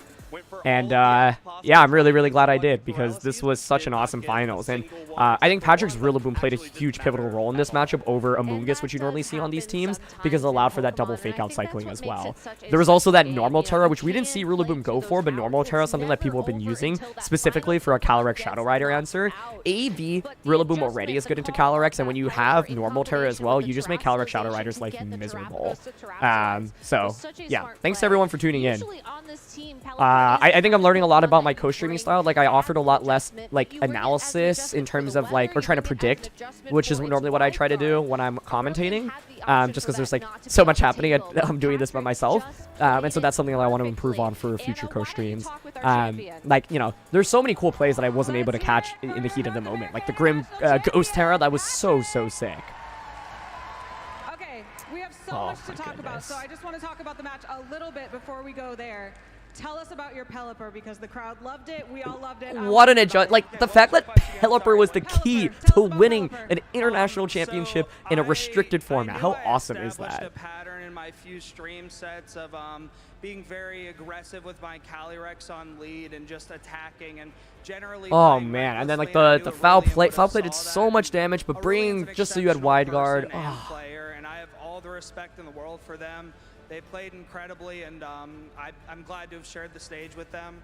But the Pelipper adjustment. Maxwell, I think the meta is going to change a lot, is my guess, but we'll see. I think people are really going to try to cook for Worlds and break the meta, but we'll see how far they can get. Super effective on your own terrestrialized Pokemon. So by going for Terra Water turn 1 and Glacial Lancing, anticipating a foul play and then the Terrapagos not to Terra, I knew that I'd be attracting a Terra Starstorm, which becomes a spread move. So I knew that if I followed the line of Glacial Lance, Fake Out, into after tearing, of course, into Protect, U-turn, and then into Pelipper, it would either force them to reposition their Terrapagos, which I didn't think they would do. I was so curious, like, if Terrapagos did not Terra that turn. Like, you kind of felt forced to Terra because of the threat of Woodhammer. But if it was single target Terra Starstorm as Pelly switched in, I think Patrick would have been in a really tough spot. But it's so tough, right? Because Aurelian hadn't seen Pelipper at all in the back either of the last 2 games, so it felt relatively safe to Terra Starstorm, unless Patrick goes for that specific play of bringing in that Pelipper. You didn't know while you were playing, but your family drove all the way from Florida to be here, and we interviewed your dad, who said you were an exceptional person and you excel at everything you do. Dude, Patrick is such an awesome, what a family, what a champion. Like, I'm glad I didn't see them before I started playing, because yeah, the fact like Patrick didn't even know, how amazing is that? Like, can you imagine you like this? I'm sure is easily one of the best days of his life, one of the best days of his family's life, and for him to like, you know, take such a difficult victory win and then have your family come greet you right after when you didn't even know they were there. I'm a good person around exceptional people, and I think they just rub off on me. You guys, I've been trying not to cry this whole time, and you're making also, I love Anna's like Pikachu-inspired outfit. It's fire. Blame you. Anyways, you are the North America International Champion.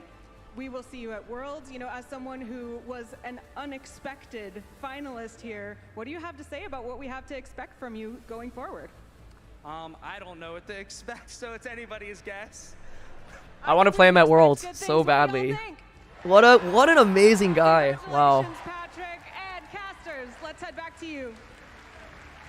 What an event. I think we can all expect some amazing. Also, his dad said he graduated undergrad in 2.5 years. That is exceptionally difficult to accomplish.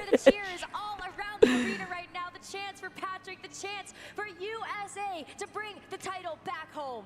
I know, we stopped a EU sweep of all the Wow. international championships this year, but what an incredibly exciting Shoutouts to all the casters. this incredible Evan, Gabby, Rose, Jake. I mean, I don't know about y'all, but My wonderful co-casters, my wonderful friends. They did an amazing job.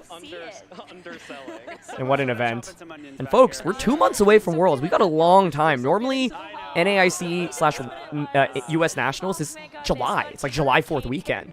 So there's a whole extra month for the metagame to now develop. It's so wholesome to see the support of the family. That's the just support of crazy. The crowd, fans, all the friends. Yeah. Yeah. In so many VGC finals, by the way, we've had like, you know, someone who has like played the game for a super long time, like comes super close to winning a lot or has won a lot versus like a complete underdog. And a lot of those times, the favorite ends up winning. And so I think coming into this finals, a lot of people probably had Aurelian pegged as the favorite, given their accomplishments this season. They've easily been one of the most consistent players in the world, like arguably top 3 most consistent, right? And so it felt like this was their finals. But Patrick came in with such good prep, played so well, adjusted so well in Game 3 with that Pelipper, was playing so confidently as well. And I cannot stress how, like, look at who Patrick beat to win as well, right? Just amazing. So impressive to watch all of our Masters trainers throughout this entire weekend, because this only shows such a small picture of the competition. Who was on the top of the bracket, by the way? I don't remember. Let's see. And all 4 games as well. Yeah. Eduardo, Henry Rich. Henry Rich using Overquill, by the way. And Shiliang Tang with Grimmsnarl, Ting Lu. Both of them showed me their teams, and so I'm going to feature those on Road to Rank shortly. Speaking of Road to Rank, by the way, right after the stream ends, I'm going to post a new video. I might as well actually just get that ready right now. Ice Rider Calyrex as well, the first major title it's taken here in North America. But yeah, new video coming literally right after this. Such cool text that Patrick had on the team, and those It's a Calyrex Shadow Rider. Into Game 3 with that Pelipper. I will prep that after. I'll get it up right after. I was so exciting to see. I can't believe we had like 1,500 or 3,000 people watching this when I literally like did not announce it. I just turned on the stream and people came in. So I thank you all so much for coming in. This was so fun to do, and oh, we get to see all the Overquill, Ditto, Screentail, Iron Jugulus, Wo-Chien, Whimsicott, Smeargle, Grimmsnarl. This format is crazy. I think preparing for Worlds is going to be so insane. It's going to be so hard. Like, Pokemon's already such a hard game in this format. Like, there's so much that can work. But it's going to be an exciting one to see. Anyway, I've thought really heavily about the future of, you know, how I want to approach VGC, and obviously I still love playing. I love commentating. Yeah, it's been so long since I've won in VGC, like won an entire tournament, but I still want to. Yeah, that's still on my bucket list to get another title.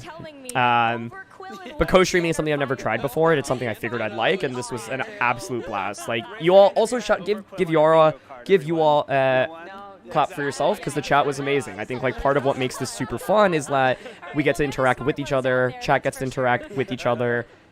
I'm really proud of the community that we've specifically built out here. And the Pokemon community as a whole, the VGC community is amazing.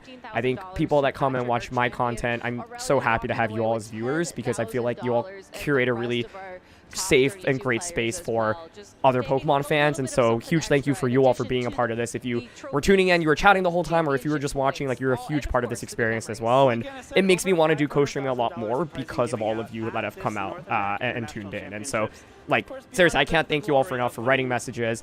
Some of you were making me think about the play, some of you were asking me questions, just everything that you all contributed make this a really great experience as well. Oh. You just got a good start at that. Wait, what did they announce? Oh yeah, I mean, talk about how the travel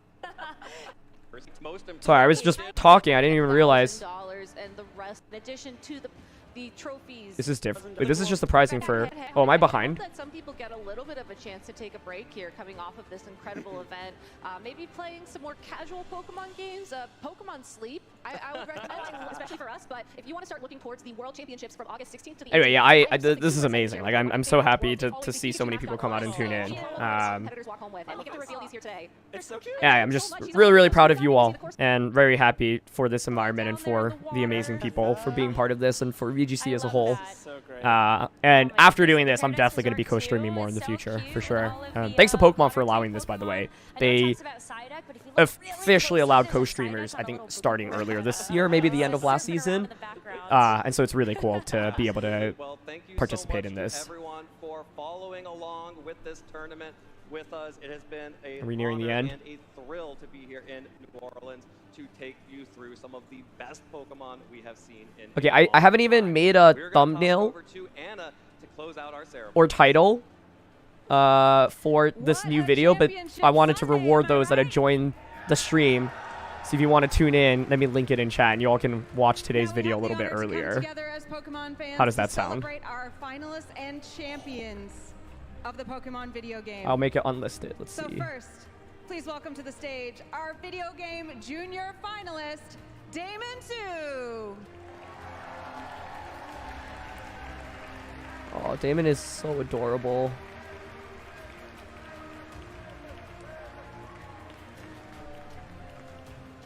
Oh, I'm gonna cry. Next up, our video game junior champion, Kevin Hahn.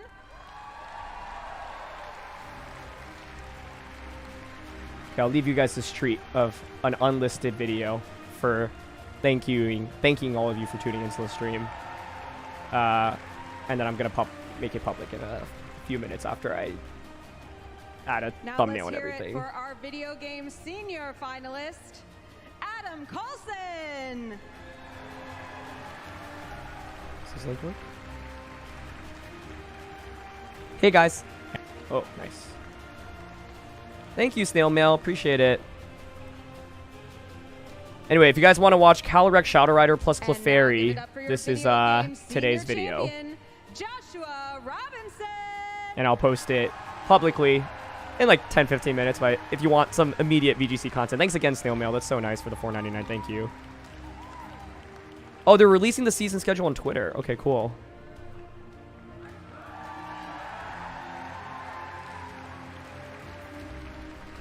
Just horse, guys. Just horse. That's today's video. Now from our Masters division, your video game Masters finalist is Aurelian Sula. Aurelian's gonna win a huge tournament. They've come so close. 3 second-place finishes. They're so good. If you told me that Aurelian wins Worlds this year, I would totally believe you. So I know how devastating it can be to come second so many times, but I hope they still feel immensely proud of their accomplishment, and that win, when it inevitably comes, will taste so sweet.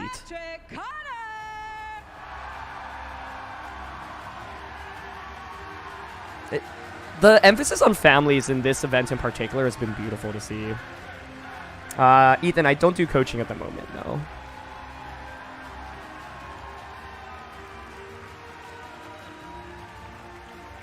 Oh, thank you so much, Graveyard Worm. Thank you. And one more time, let's hear a big final round of applause for all your finalists and What an event. in the Pokemon video game. It was so fun to co-stream, y'all. Oh, I had no idea what to expect. I was like, let me just, like, turn on my camera and do this, and it was such a blast. I had so much fun. Oh, look at Damon!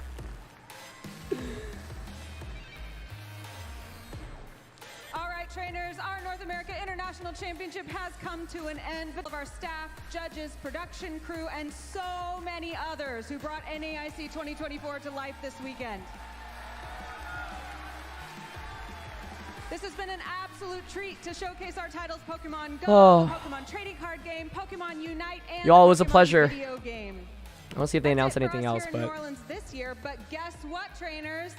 We'll be back in New Orleans next year. Oh, cool. NOLA next year. I had a lot of FOMO missing out, so I'm glad I get to go. Nice. All right, I'll see you all there. Whether it's a player or caster, I'm not sure, but I will do my best to make it next year. All right, folks, that's it for me. Please go watch my horse video. Thank you for tuning in once again. It was an absolute blast. Thanks to Pokemon for letting me do this. And have a wonderful rest of your day, your weekend, your month, your year, and your life. And I love you all dearly. Thank you.